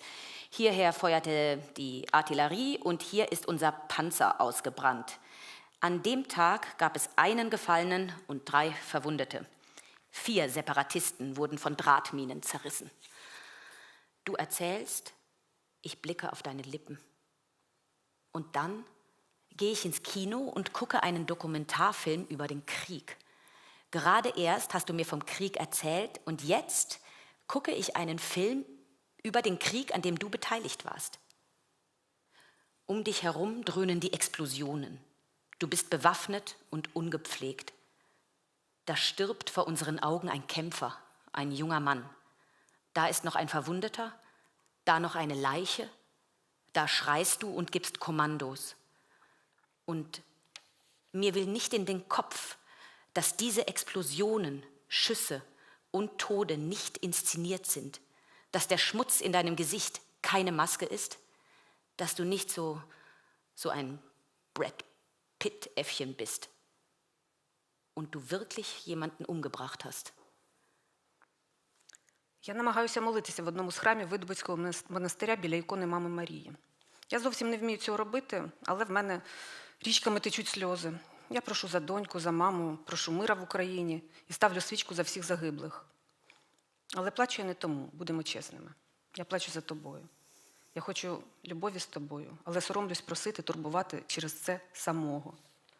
Але мама Марія все зрозуміла і передала. Мабуть, вона сказала, ця жінка хоче болю, допоможи їй. Після цього ти сказав по телефону, поїхали зі мною на фронт, я покажу тобі фронт, хочеш? Ну, хто ж не хоче на фронт? Всі хочуть на фронт. Я вирішила ще до того, як подумала. Я не взяла термос і курку, я не взяла нічого, що беруть з собою жінки, коли їдуть з чоловіками в далеку дорогу. Тому ми їмо на заправках жахливі хот-доги і п'ємо каву з блювотним присмаком. Ти не слухаєш музику в своїй машині, без номерів. Ти куриш і часто мовчиш. Ти і я цілковито чужі люди, різні породи тварин. Чому мені так спокійно і добре? І звідки береться щастя? Ти розповідаєш мені історії про Донецький аеропорт, предмет мого дослідження. Сепари вирішили зробити подарунок Путіну на день народження, взяти аеропорт. Для цього вони вирішили використати буратіно. Це така зброя масового ураження. Знищує все живе в радіусі 3 кілометрів. Наше командування відкрито не підтверджувало цю інформацію, але й не спростовувало. Більше всього переконало те, що сепари почали відводити техніку і людей від аеропорту. Всього за кілька годин аеропорт, який 3 місяці обстрілювався і був в облозі, став вільним. Настала така дивна тиша, ніби довгоочікувана, але страшна капець. Перша тиша в аеропорту. Всю ніч ми готувалися до кінця. Я подзвонив доньці, допоміг їй зробити уроки. Потім довго мився вологими серветками. Води давно не було. Спати чомусь не хотілося, і хтось запропонував пошукати підвали. Ми довго шукали підвали, але не знайшли. В принципі, вони б нас не врятували від буратіно. Це нас злегка втішило. Коли настав ранок, з ворожого боку на нас поперли танки і почався штурм. Наталю, ви не уявляєте, як ми раділи. Це означало, що буратіно використовуватись не будуть. Ich versuche in einer Kirche des Wudubecki-Klosters vor der Ikone der Mutter Maria zu beten. Ich kann das überhaupt nicht. Aber die Tränen strömen mir über die Wangen. Ich bete für meine Tochter, meine Mutter, ich bitte um Frieden in der Ukraine und zünde eine Kerze an für alle Gefallenen. Aber ich weine nicht deshalb, seien wir ehrlich. Ich weine wegen dir. Ich möchte Liebe mit dir, aber ich schäme mich darum zu bitten, deshalb zu stören. Aber die Mutter Maria hat alles verstanden und weitergegeben. Vielleicht hat sie gesagt, diese Frau möchte schmerzen. Hilf ihr. Danach hast du am Telefon zu mir gesagt, komm mit an die Front. Ich zeige dir die Front. Willst du? Wer will denn nicht an die Front? Alle wollen an die Front. Ich hatte mich schon entschieden, bevor ich darüber nachdachte. Ich habe keine Thermosflasche und kein Hühnchen mitgenommen. Ich habe nichts von dem mitgenommen, was Frauen gewöhnlich mitnehmen, wenn sie sich mit Männern auf eine weite Reise begeben. Deshalb essen wir an Tankstellen schreckliche Hotdogs und trinken Kaffee, der nach Brechmittel schmeckt. Du hörst keine Musik in deinem tarnfarbenen Auto. Du rauchst und schweigst viel. Vor uns liegt die kaputte Straße. Vor uns liegt der Osten und der Krieg. Du und ich, wir sind einander völlig fremd. Verschiedene Spezies. Warum bin ich so ruhig und gut gelaunt? Woher kommt Glück? Du erzählst mir Geschichten vom Donezker Flughafen, dem Objekt meiner Recherche. Die Separatisten wollten Putin ein Geburtstagsgeschenk machen, den Flughafen einnehmen. Sie hatten beschlossen, Buratino einzusetzen. Das ist so eine Massenvernichtungswaffe. Die vernichtet alles Lebendige im Umkreis von 3 Kilometern. Unsere Leitung hatte das nicht offen bestätigt, aber auch nicht negiert. Aber natürlich war für uns der beste Beweis, dass die Separatisten ihre Leute und die Technik vom Flughafen abzogen. Innerhalb weniger Stunden schien der monatelang belagerte und beschossene Flughafen frei. Eine schreckliche Stille trat ein. Die erste Stille am Flughafen. Die ganze Nacht bereiteten wir uns auf das Ende vor. Ich rief meine Tochter an, half ihr bei den Hausaufgaben. Dann wusch ich mich lange mit Feuchttüchern. Wasser gab es schon lange nicht mehr. Schlafen wollten wir nicht und irgendwer schlug vor, nach Kellern zu suchen. Wir suchten lange, fanden aber keine. Aber im Prinzip hätten die uns auch nicht vor Buratino gerettet. Das tröstete uns. Als der Morgen anbrach, rollten von der Gegenseite Panzer auf uns zu und der Sturm begann. Sie können sich gar nicht vorstellen, wie froh wir waren. Das bedeutete, dass Buratino nicht eingesetzt wird. Ми все глибше, все ближче до Донбасу. Ми проїжджаємо похилені убогі хатки, розбиті дороги. І я думаю, Боже, яке все нещасне. А ти говориш вголос, яке все нещасне. Ми йдемо далі. Ми проїжджаємо повз сосновий ліс. І я думаю, що немає нічого кращого за сосновий ліс. І ти кажеш, немає нічого кращого за сосновий ліс. Ми їдемо далі. Приїжджаємо в Кіровоград. Я ніколи не була в Кіровограді, добровільно в такі міста не їздять. Заїжджаємо в військову частину, ти організовуєш мені інтерв'ю з одним дуже знаменитим комбатом. 4 години він розказує смішні і не дуже історії про Донецький аеропорт, предмет мого дослідження. Він розказує історію, показує фото. Мабуть, він забув, що цивільним людям не варто показувати розірвані снарядами тіла людей. Якось ми вбили 3 сеперів, ну і не знали, куди їх діти. Рішили зберегти їх в морозильці. Їх багато в аеропорту було. Ну, кафе, там, ресторани були. Ми думали обміняти їх на наших 200-х, але їх так ніхто і не шукав. Так вони і лежали в морозильці втрьох, тісно притулившись один до одного.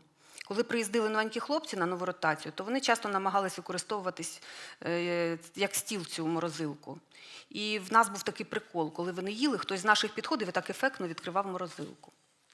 Ну, або історія була, з попередньої ротації зник один капітан. Його не змогли знайти, а я тільки зайшов туди. Якось ми збирались на бойове завдання, вдруг в повній тиші зазвонив телефон. Всі такі перевірили, не наш. Якась весела дитяча мелодія дзвонить і дзвонить в розбитому терміналі, непонятно звідки. Стали шукати і знайшли тіло під уламками. Воно вроді сховане там було. Це був той самий капітан, йому мама дзвонила. Ну, скоріше всього, дружній вогонь. Дружній вогонь – це коли свої своїх вбивають по ошибці. Wir fahren immer weiter, immer näher an den Donbass heran. Fahren vorbei an baufälligen, ärmlichen Häusern, kaputten Straßen und ich denke, wie elend das alles ist. Du sagst, wie elend das alles ist. Wir fahren weiter. Wir fahren an einem Kiefernwald vorbei. Ich denke, es gibt doch nichts Besseres als einen Kiefernwald. Du sagst, es gibt doch nichts Besseres als einen Kiefernwald. Wir fahren weiter. Wir kommen nach Kirovgrad. Ich war noch nie in Kirovgrad. Freiwillig fährt niemand in solche Städte. Wir fahren in die Militärbasis. Du organisierst mir ein Interview mit einem bekannten Bataillonskommandeur. 4 Stunden lang erzählt er lustige und weniger lustige Geschichten über den Donetsker Flughafen, das Objekt meiner Recherche. Er erzählt Geschichten und zeigt Fotos. Vielleicht hat er vergessen, dass man Zivilisten nicht unbedingt von Geschossen zerfetzte Menschen zeigen sollte. Einmal haben wir 3 Separatisten umgebracht und beschlossen, sie in einer Gefriertruhe aufzubewahren, von denen es am Flughafen noch so viele gab. Wir wollten sie gegen unsere Gefangenen austauschen, aber irgendwie wurden die gar nicht vermisst. So lagen sie also zu dritt in der Gefriertruhe, eng aneinander geschmiegt. Wenn neue Rekruten kamen, versuchten sie oft, die Gefriertruhe als Tisch zu benutzen. Und immer wenn sie dann aßen, kam jemand von den alten Hasen und öffnete effektvoll die Truhe. Bei der vorigen Ablösung war ein Hauptmann verloren gegangen. Er war nicht aufzufinden. Einmal bereiteten wir uns auf einen Einsatz vor.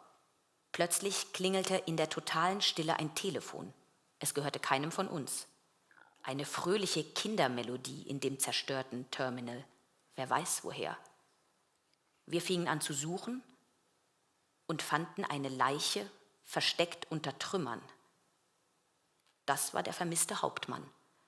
In der Tasche hatte er das Telefon, auf dem seine Mutter anrief. Wahrscheinlich war er aus Versehen von seinen eigenen Leuten umgebracht und dann versteckt worden. Ми з тобою ночуємо в готелі з самою невідповідною назвою «Дворцове». Номер з 2 ліжками. Ти лягаєш на ту, що справа, ніжно кладеш автомат і пістолет біля подушки. Кілька разів зітхаєш і засинаєш. Занадто швидко, щоб я могла тебе в чомусь запідозрити. Ти хропеш. Я всю ніч на розпечених вугіллях. І не тому, що перед очима фотографії комбата, який забув, що цивільним краще не показувати розірвані снарядами тіла людей. І не тому, що ти хропеш. Я на розпеченому вугіллі з однієї причини. Я хочу тебе. Я уявляю, як це могло б бути зараз. Як ти встаєш і підходиш до мене. Або простягаєш руку в темряві. Або ні, ти владно говориш, іди сюди. І я іду в твою темну постіль. Але ні, ти не звеш. Ти лежиш на сусідньому ліжку, тварина, обкладена зброєю, і хропеш. Wir übernachten in einem Hotel mit dem völlig unpassenden Namen Palasthotel. Ein Zimmer mit 2 Betten. Du legst dich auf das rechte, legst Gewehr und Pistole behutsam ans Kopfende und schläfst nach ein paar Seufzern ein. Zu schnell, als dass ich dir irgendetwas unterstellen könnte. Du schnarchst. Ich liege die ganze Nacht wie auf glühenden Kohlen. Und nicht, weil ich die Fotos des Kommandeurs vor Augen habe, der vergessen hatte, dass man friedlichen Zivilisten besser keine von Geschossen zerfetzten Menschen zeigen sollte. Und auch nicht, weil du schnarchst.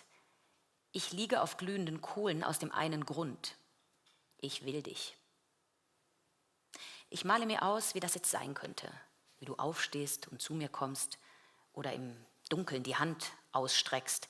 Oder nein, du sagst gebieterisch, komm her. Und ich gehe zu deinem dunklen Bett.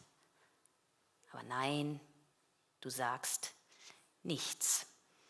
Du liegst auf dem Nachbarbett, ein mit Waffen bedecktes Tier, und schnarchst.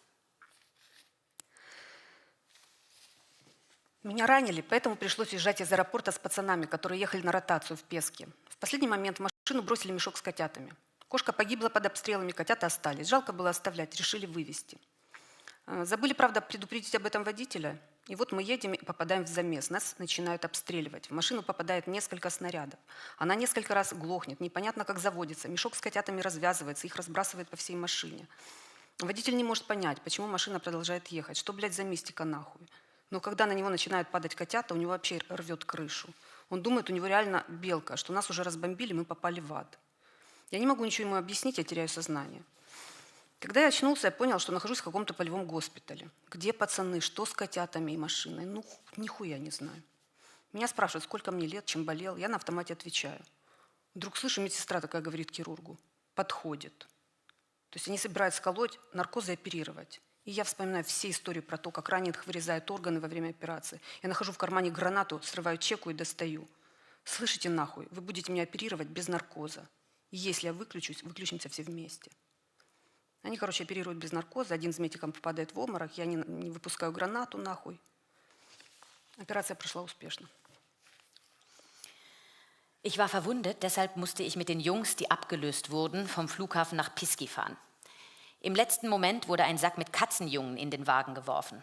Die Katze war im Beschuss umgekommen, die Kätzchen waren allein, irgendwer hatte Mitleid und wollte sie rausbringen.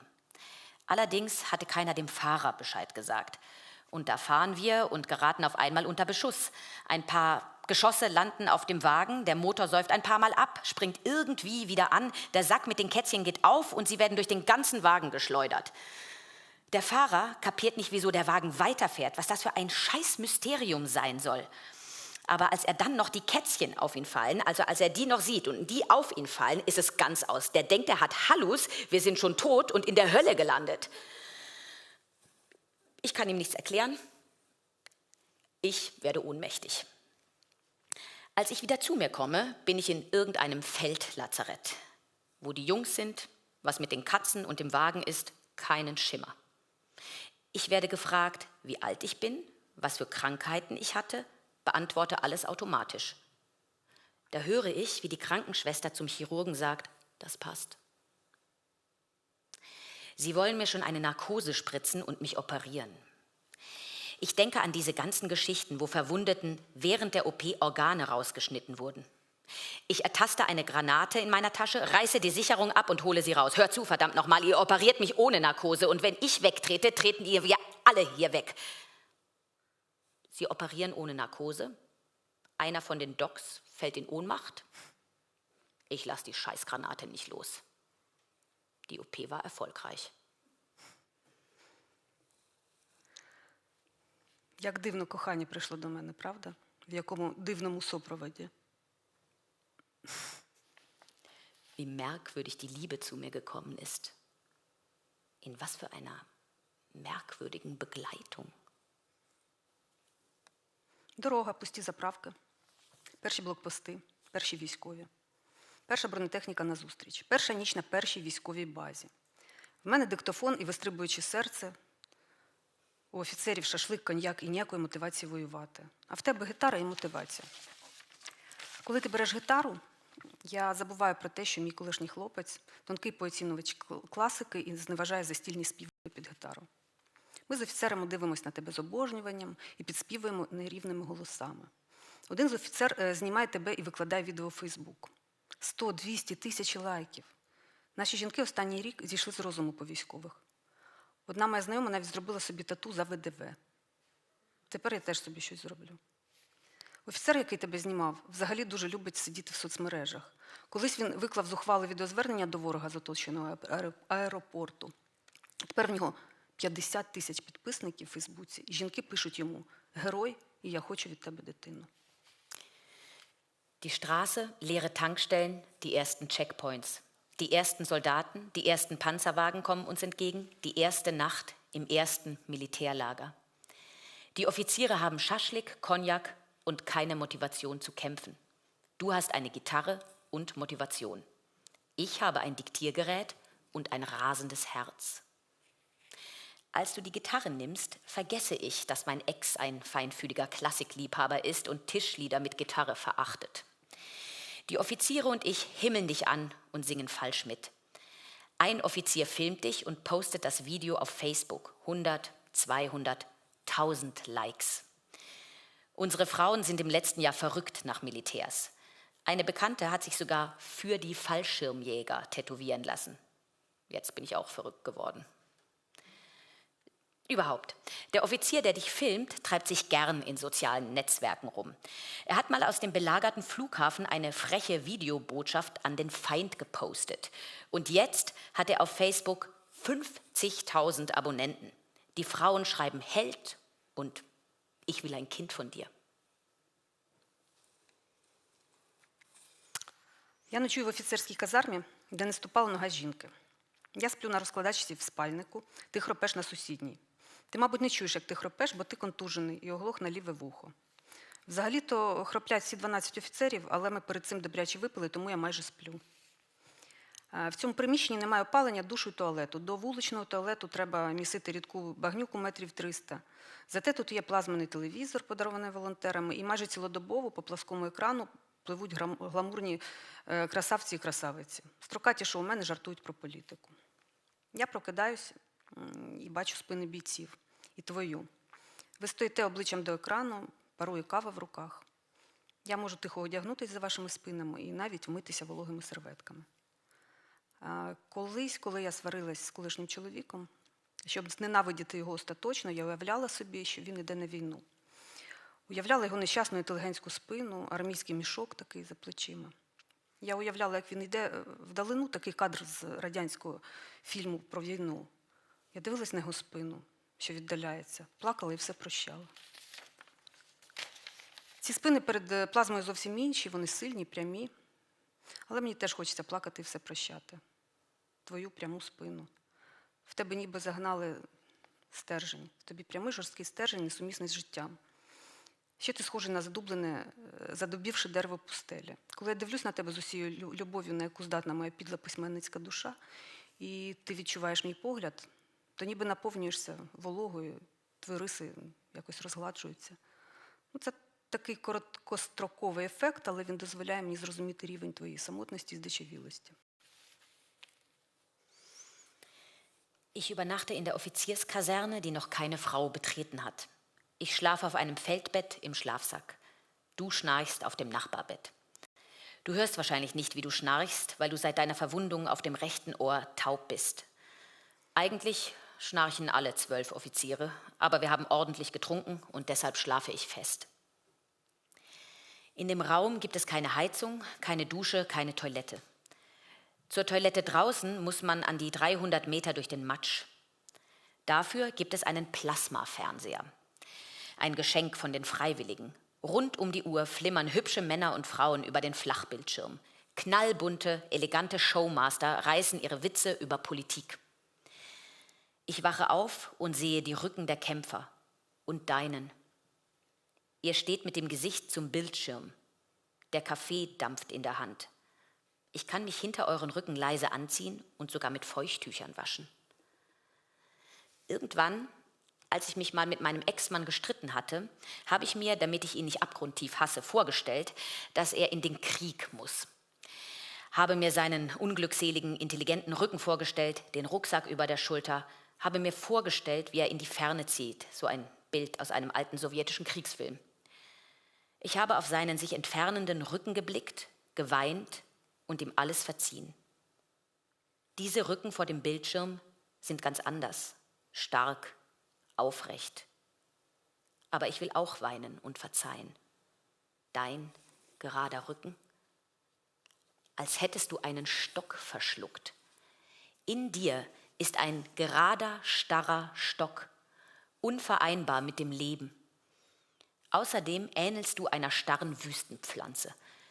Wenn ich dich mit der ganzen Liebe, zu der meine miese Schriftstellerseele fähig ist, anblicke und du diesen Blick spürst, scheinst du dich mit Feuchtigkeit zu füllen, deine Züge werden glatt.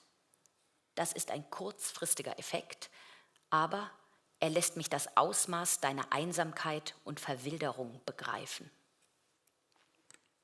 По дорозі в Маріуполь ми не можемо знайти місце поїсти. Вже темніше, все рідше трапляються населені пункти, ти хочеш, щоб я поїла. Нарешті в якомусь похмурому містечку нас обслуговують 3 дівчини, мабуть, старшокласниці.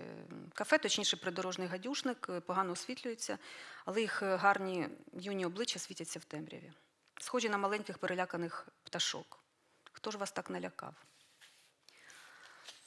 Однажды мы с мамой поссорились в коридоре.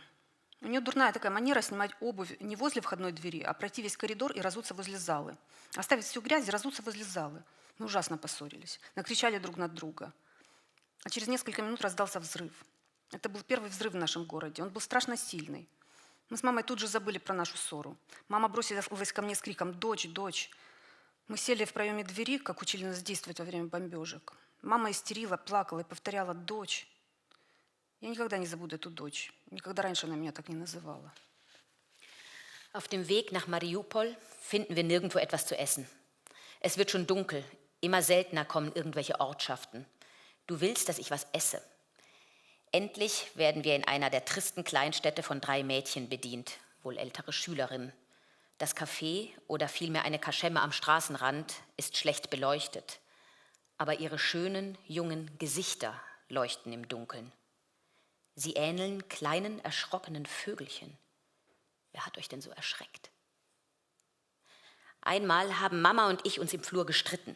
Sie hat so eine blöde Angewohnheit, die Schuhe nicht gleich an der Tür auszuziehen, sondern durch den ganzen Flur zu laufen und sie vor dem Wohnzimmer auszuziehen. Alles dreckig zu machen und die Schuhe erst vor dem Wohnzimmer auszuziehen. Wir haben uns furchtbar gestritten, uns angeschrien. Und nach ein paar Minuten gab es eine Explosion. Das war die erste Explosion in unserer Stadt. Eine sehr heftige. Mama und ich haben unseren Streit auf der Stelle vergessen. Mama stürzte zu mir und rief, Tochter, Tochter. Wir setzten uns in die Türöffnung, wie uns das bei Bombardierungen gesagt wurde. Mama wurde hysterisch, weinte und wiederholte immerzu, Tochter. Dieses Tochter werde ich nie vergessen. Sie hatte mich noch nie so genannt. Когда я была маленькая, в нашем дворе было больше мальчиков. Девочек было всего две, а остальные дети были мальчики. Мы любили играть в игру «Жениться». Эту игру придумал мальчик Костя, он был старше нас. Я всегда была невестой, а Костя свидетелем. Я надевала на голову тюль, родители выносили во двор стол, бокалы. Мой жених Саша отвечал за угощение. Он очень любил поесть и, наверное, поэтому с удовольствием женился. Он мочил хлеб водой и посыпал его сахаром. Однажды я не нашла тюль для фаты. Тогда я взяла ножницы и отрезала часть новой гардины в зале. Мама меня не ругала. Она сохранила этот кусок тюля, он до сих пор лежит в шкафу. А свидетель Костя был убит прошлым летом. В него попал снаряд. Я часто вспоминаю наши свадьбы. Als ich klein war, gab es bei uns im Hof mehr Jungs. Mädchen gab es nur 2, die anderen Kinder waren Jungs. Wir spielten gern Hochzeit. Das hatte sich Kostja ausgedacht. Er war älter als wir. Ich war immer die Braut. Und Kostja, der Trauzeuge. Ich habe mir Tüll über den Kopf gehängt. Unsere Eltern brachten einen Tisch in den Hof und Gläser. Mein Bräutigam Sascha war für die Bewirtung zuständig. Er aß sehr gern. Wahrscheinlich wollte er deshalb immer heiraten. Er hat Brot in Wasser getaucht und Zucker drauf gestreut. Einmal habe ich keinen Tüll für den Schleier gefunden. Da habe ich die Schere genommen und ein Stück von der neuen Gardine im Wohnzimmer abgeschnitten. Mama hat nicht geschimpft. Sie hat das Stück aufgehoben. Es liegt immer noch im Schrank. Kostja, der Trauzeuge, wurde letztes Jahr umgebracht. Er hat eine Kugel abbekommen. Ich denke oft an unsere Hochzeiten.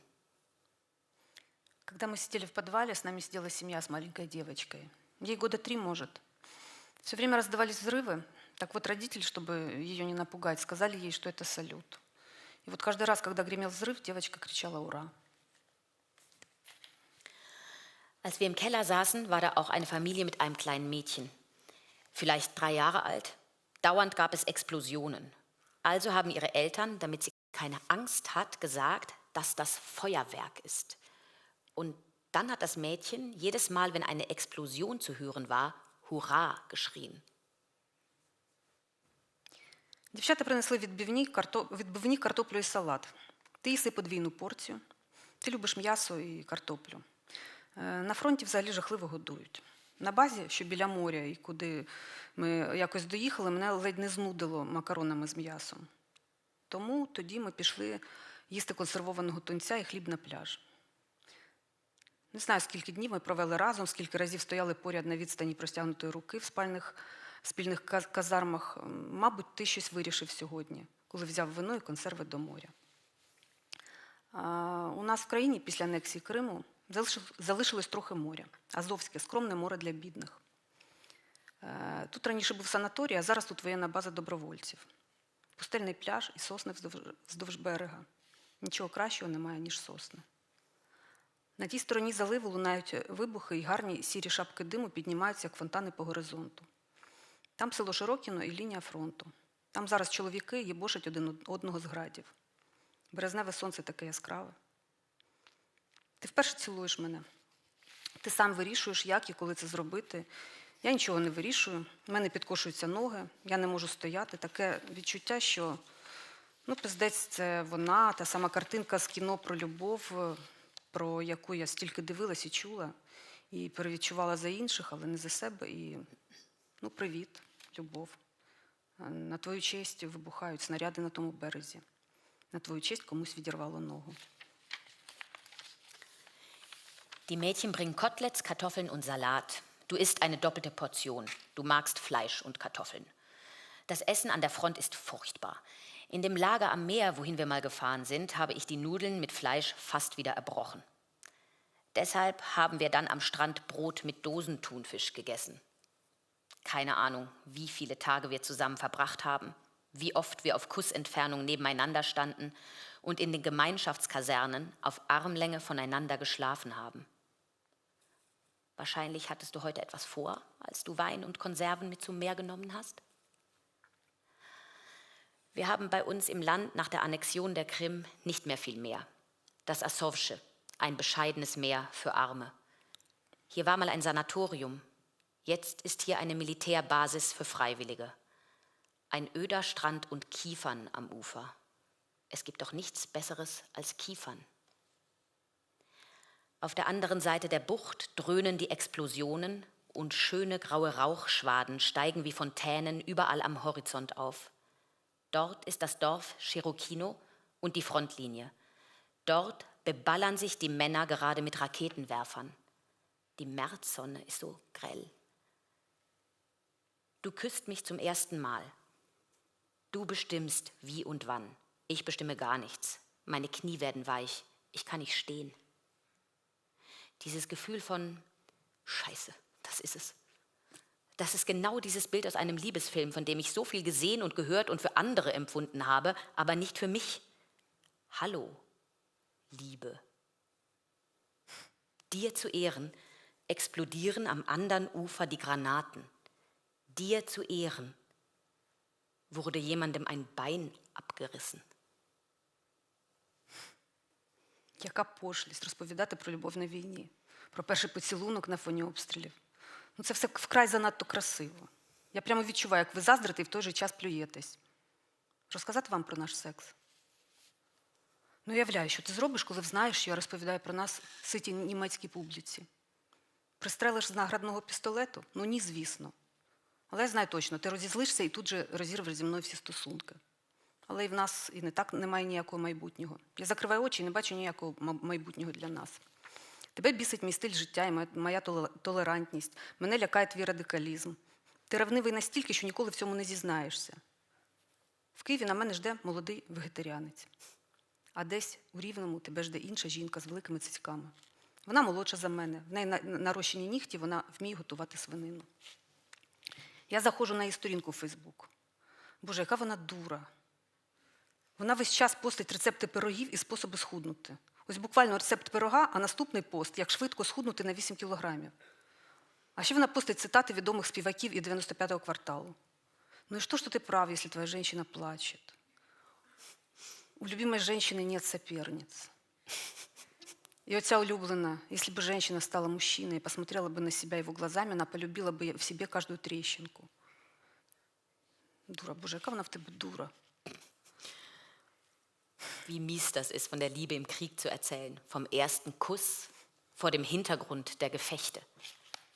Das ist alles zu maßlos schön. Ich spüre richtig, wie ihr mich alle beneidet und zugleich vor mir ausspuckt. Soll ich euch von unserem ersten Sex erzählen? Ich kann mir nicht vorstellen, was du machst, wenn du erfährst, dass ich einem satten Publikum von uns erzähle. Erschießt du mich mit deiner Auszeichnungspistole? Natürlich nicht. Aber ich weiß genau, dass du böse wirst und sofort jeden Kontakt zu mir abbrichst. Aber wir haben auch so keine Zukunft. Ich schließe die Augen und sehe keine Zukunft für uns. Dich macht mein Lebensstil und meine Toleranz rasend. Mir macht dein Radikalismus Angst. Du bist so eifersüchtig, dass du das nie zugeben würdest. In Kiew wartet ein junger Vegetarier auf mich. Und irgendwo in Rivne wartet auf dich eine andere Frau mit großen Titten. Sie ist jünger als ich, hat künstliche Fingernägel und sie kann Schweinefleisch zubereiten. Ich gehe auf ihre Facebook-Seite. Mein Gott, ist die blöd. Die postet ständig irgendwelche Kuchenrezepte und Abnehmtipps. Da ist doch echt ein Kuchenrezept und direkt das nächste Posting, wie man ganz schnell 8 Kilo abnimmt. Und dann postet sie noch Zitate berühmter Sänger. Und was hilft es, dass du recht hast, wenn deine Frau weint? Eine geliebte Frau hat keine Konkurrentinnen. Wenn eine Frau zum Mann werden würde und sich mit seinen Augen sähe, würde sie jede kleine Runzel an sich lieben. Blöd. Blöd. Was ist die doch blöd? Я уявляю, що тебе поранили. Я приїду в лікарню, там буде вона. А може ще хтось. Як ми будемо тебе ділити? Лікувати по частинам? Якщо тебе вб'ють, нам усім буде легше. Дура буде самою офіційною, ридати біля труни. Решта вираховувати одна одну по зовнішності, рівню скорботи. О, ця дуже сильно вбивається, переспав двічі. А ця гордо стоїть в траурі збоку, мабуть, перша дружина. Коли помер мій тато, на похоронах було 5 чи 6 жінок, які поводили себе як вдови. В чорних хустках штовхалися біля труни, по черзі брали слово і говорили, як він їх любив, а вони його. А коли його кремували, одна з них, сама молода, підійшла і каже: «Толік мені должен $300». І це ти розумієш, що мій папа не був героєм. Ну, колись він був героєм-коханцем. Але перед смертю він був інвалідом після 3 інсультів. І за нього билися 5 жінок біля труни. А якщо вб'ють тебе? Страшно уявити. В розквіті літ, герой війни, лідер, патріот. І ось підійде моя черга говорити. І що я скажу?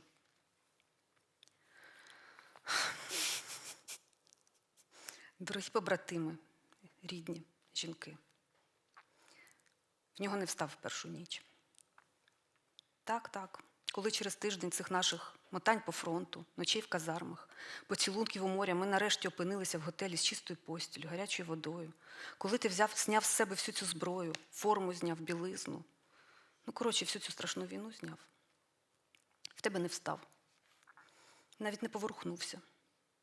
І мені знову було дуже страшно, і знову ти хропів, і знову я не спала. Ну, думаю, оце я попала. Така любов, така реальність. І що я готова нести таку любов. Нехай навіть в тебе ніколи не встане. Буду тебе просто нюхати. Ти так пахнеш? Я не знала, що чоловік може так гарно пахнути. Цікаво, ти тільки мені так пахнеш, чи вам теж? Ось що я їм скажу.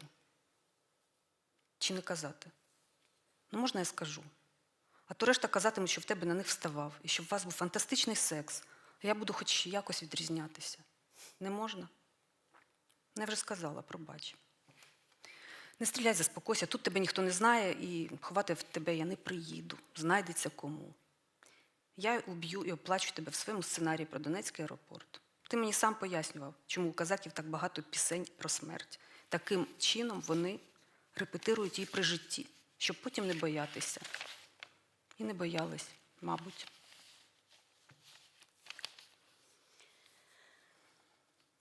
Ich stelle mir vor, dass du verwundet bist. Ich komme ins Krankenhaus, da ist sie. Und vielleicht noch irgendwer. Wie teilen wir dich auf? Stückchenweise pflegen? Wenn du getötet wirst, haben wir es leichter. Die Blöde ist die ganz offizielle und heult am Grab.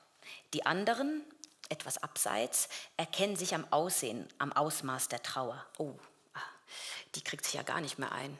Hat 2-mal mit ihr geschlafen. Und die steht stolz in Trauerkleidung da. Ja, das muss die erste Frau sein. Als mein Vater starb, waren auf seiner Beerdigung 5, 6 Frauen, die sich aufführten, wie Witwen. Sie ergriffen nacheinander das Wort und hielten Reden, erinnerten sich, wie er sie geliebt hat und sie ihn. Und als er verbrannt wurde, kam eine von ihnen zu mir und sagte, Tolik schuldet mir $300. Und mein Vater war schließlich kein Held. Irgendwann früher war er mal ein heldenhafter Liebhaber.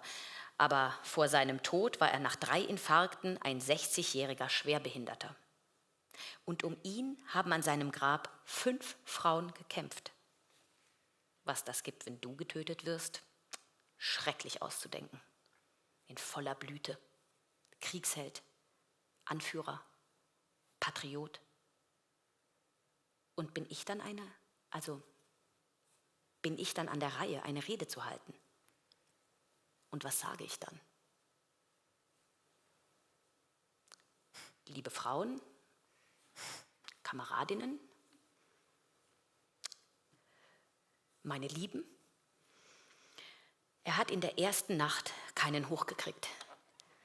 Als wir nach einer Woche voller Erwartungen, Kasernen, Küssen am Meer, endlich in einer Wohnung mit Couch, Dusche und frischer Bettwäsche waren, als du dein Gewehr, das Halfter, die Uniform, die Unterwäsche und diesen ganzen schrecklichen Krieg abgelegt hast, da hast du keinen hochgekriegt. Nicht mal ansatzweise. Und ich hatte große Angst. Und du hast wieder geschnarcht und ich habe die ganze Nacht wach gelegen und darüber nachgedacht, dass das hier also die Realität ist, die Liebe ist. Und dass ich bereit bin, so eine Liebe zu ertragen, auch wenn du nie einen hochbekommen solltest. Ich werde dich einfach riechen. Du riechst so gut. Ich wusste gar nicht, dass ein Mann so gut riechen kann. Ging das eigentlich nur mir so oder euch auch? Ja, das sage ich zu Ihnen. Oder besser nicht? Oh ja, vielleicht sage ich das. Sonst sagen die anderen Frauen noch, dass du bei ihnen einen hochgekriegt hast und dass ihr fantastischen Sex hattet. Nee. Ich werde mich wenigstens irgendwie von den anderen unterscheiden. Soll ich nicht? Aber ich hab's schon gesagt. Entschuldige. Schieß nicht. Beruhige dich. Hier kennt dich keiner. Und zu deiner Beerdigung komme ich nicht. Wird sich schon wer finden. Ich ermorde und beweine dich in meinem Drehbuch über den Donezker Flughafen. Du hast mir selber erklärt, warum die Kosaken so viele Lieder über ihren Tod haben. So konnten sie ihn zu Lebzeiten üben, damit sie keine Angst haben. Und sie hatten keine Angst. Vermutlich. А якщо тебе посадять у в'язницю, коли почнуть садити всіх добровольців? Як ми будемо тебе ждати? Як ми будемо ходити на побачення? По черзі? Ну, я точно злечу, я не вмію боротися за своє щастя. Але самий жахливий фінал, якщо ти просто поїдеш у Рівне і будеш щасливий з її нігтями і цицьками. Господи, та живіть ви довго і щасливо. Мама Марія, в тебе немає для нас іншого фіналу. Ти знімаєш свої шиї і вішаєш на мою тризуб, символ незалежності. Ти пройшов з ним війну. Шкіряний шнурок увібрав бруд і піт з твого тіла, тому що в аеропорту ви не мились тижнями. Кожен раз, коли я буду митись, я буду торкатись його і згадувати. Потім шнурок порветься, я буду носити тризуб на ланцюжку. Потім я його загублю. А потім знайду і покладу до інших прикрас. А зараз ти знімаєш шию і вішаєш мені його як орден. Я відчуваю важливість моменту, я питаю, як я можу віддячити. Ти ставиш мене перед дзеркалом в коридорі номера і розстібаєш штани. Скільки завгодно люби, орден треба заслужити. Я заслуговую, а ти дивишся в дзеркало. Якою смішною фігнею займаються люди, кажеш ти після сексу? Мабуть, це і справді смішно виглядає. Стояти в коридорі на колінах перед чоловіком, який думає про місію українського патріоту. Місія українського патріоту – служити народу Україні, зберігати цілісність і незалежність держави. Не рватись в політику, але заставляти політиків служити на користь країни і народу і при необхідності віддати життя за цілісність України. Через мінет можна підчепити патріотизм. Ви не знали? Und wenn du ins Gefängnis kommst, wenn irgendwann alle Freiwilligen eingesperrt werden, wie werden wir auf dich warten? Wie zu Besuch kommen? Der Reihe nach? Ich falle bestimmt hinten runter. Ich kann nicht für mein Glück kämpfen. Aber das schlimmste Finale wäre, wenn du einfach nach Rivne zurückgehst und mit ihren Titten und Fingernägeln glücklich wirst. Mein Gott, leb doch lange und glücklich. Mutter Maria, hast du kein anderes Finale für uns? Du nimmst dir den Dreizack ab und hängst ihn mir um. Das Symbol der Unabhängigkeit des ukrainischen Volkes. Du bist damit durch den Krieg gegangen. Das Lederband hat den Schmutz und Schweiß deines Körpers aufgesogen, weil ihr, als ihr den Flughafen gehalten habt, euch wochenlang nicht waschen konntet.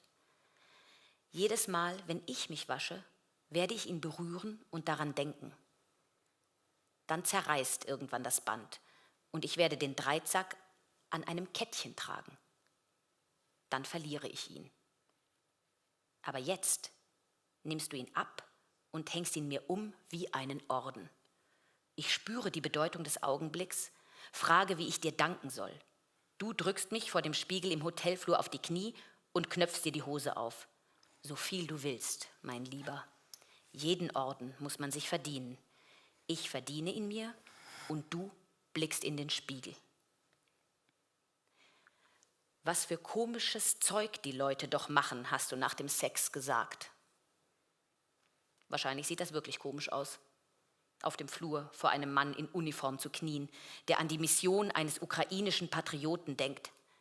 Die Mission eines ukrainischen Patrioten, dem Volk der Ukraine zu dienen, die Integrität und Unabhängigkeit des Staates zu wahren, nicht in die Politik zu drängen, aber die Politiker zu zwingen, dem Wohle des Landes und des Volkes zu dienen, wenn notwendig, sein Leben für die Integrität der Ukraine zu geben. Beim Oralverkehr kann man sich mit Überzeugungen anstecken. Wusstet ihr das nicht? Du fährst mich nach Hause. Du weißt so gut wie ich, dass vor uns ein langsamer und schmerzhafter Bruch von dir und mir und dir liegt. Nur für kurz ein Ganzes gewesen. Und kein einziger Scheißpatriot wird sein Leben für unsere Integrität geben. Ljubow Andrejewna von der Tankstelle lädt uns auf dem Rückweg zu Salzgurken ein. Letzten Sommer hat sie die während der Bombardierung geerntet und gesalzen. Sie und ihr Mann haben eine Woche lang im Keller gesessen und sind immer in den Feuerpausen raus in den Garten und haben die Gurken gepflückt, damit die nicht überreif werden. Die Gurken sind vorzüglich, ganz vorzüglich. Fast schade, dass ich keinen Wodka trinke. Ich würde jetzt einen Wodka trinken. Ти везеш мене додому. Ти, як і я, знаєш, що попереду повільний і болісний розрив тебе зі мною, мене з тобою, ненадовго ставших цілим. І ні один, сука, патріот не віддасть життя за нашу цілісність. Любов Андріївна з заправки на зворотній дорозі пригощає нас солоними огірками. Минулим літом вона збирала їх і солила під час бомбувань. Вони з чоловіком тиждень сиділи в підвалі і поміж обстрілів вискакували на город і збирали огірки, щоб не перезріли. Супер огірки, просто супер. Навіть шкода, що я не п'ю водку, випила б зараз водки.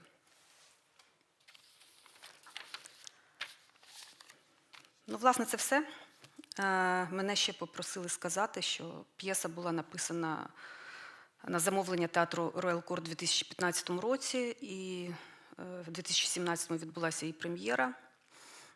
П'єса складається з 6 новел. Це перша новела, яка не війшла в фільм, який я зняла пізніше. Це був мій режисерський дебют. І, власне, всі 5 новел, які не війшли, ви зможете зараз подивитися в кіно.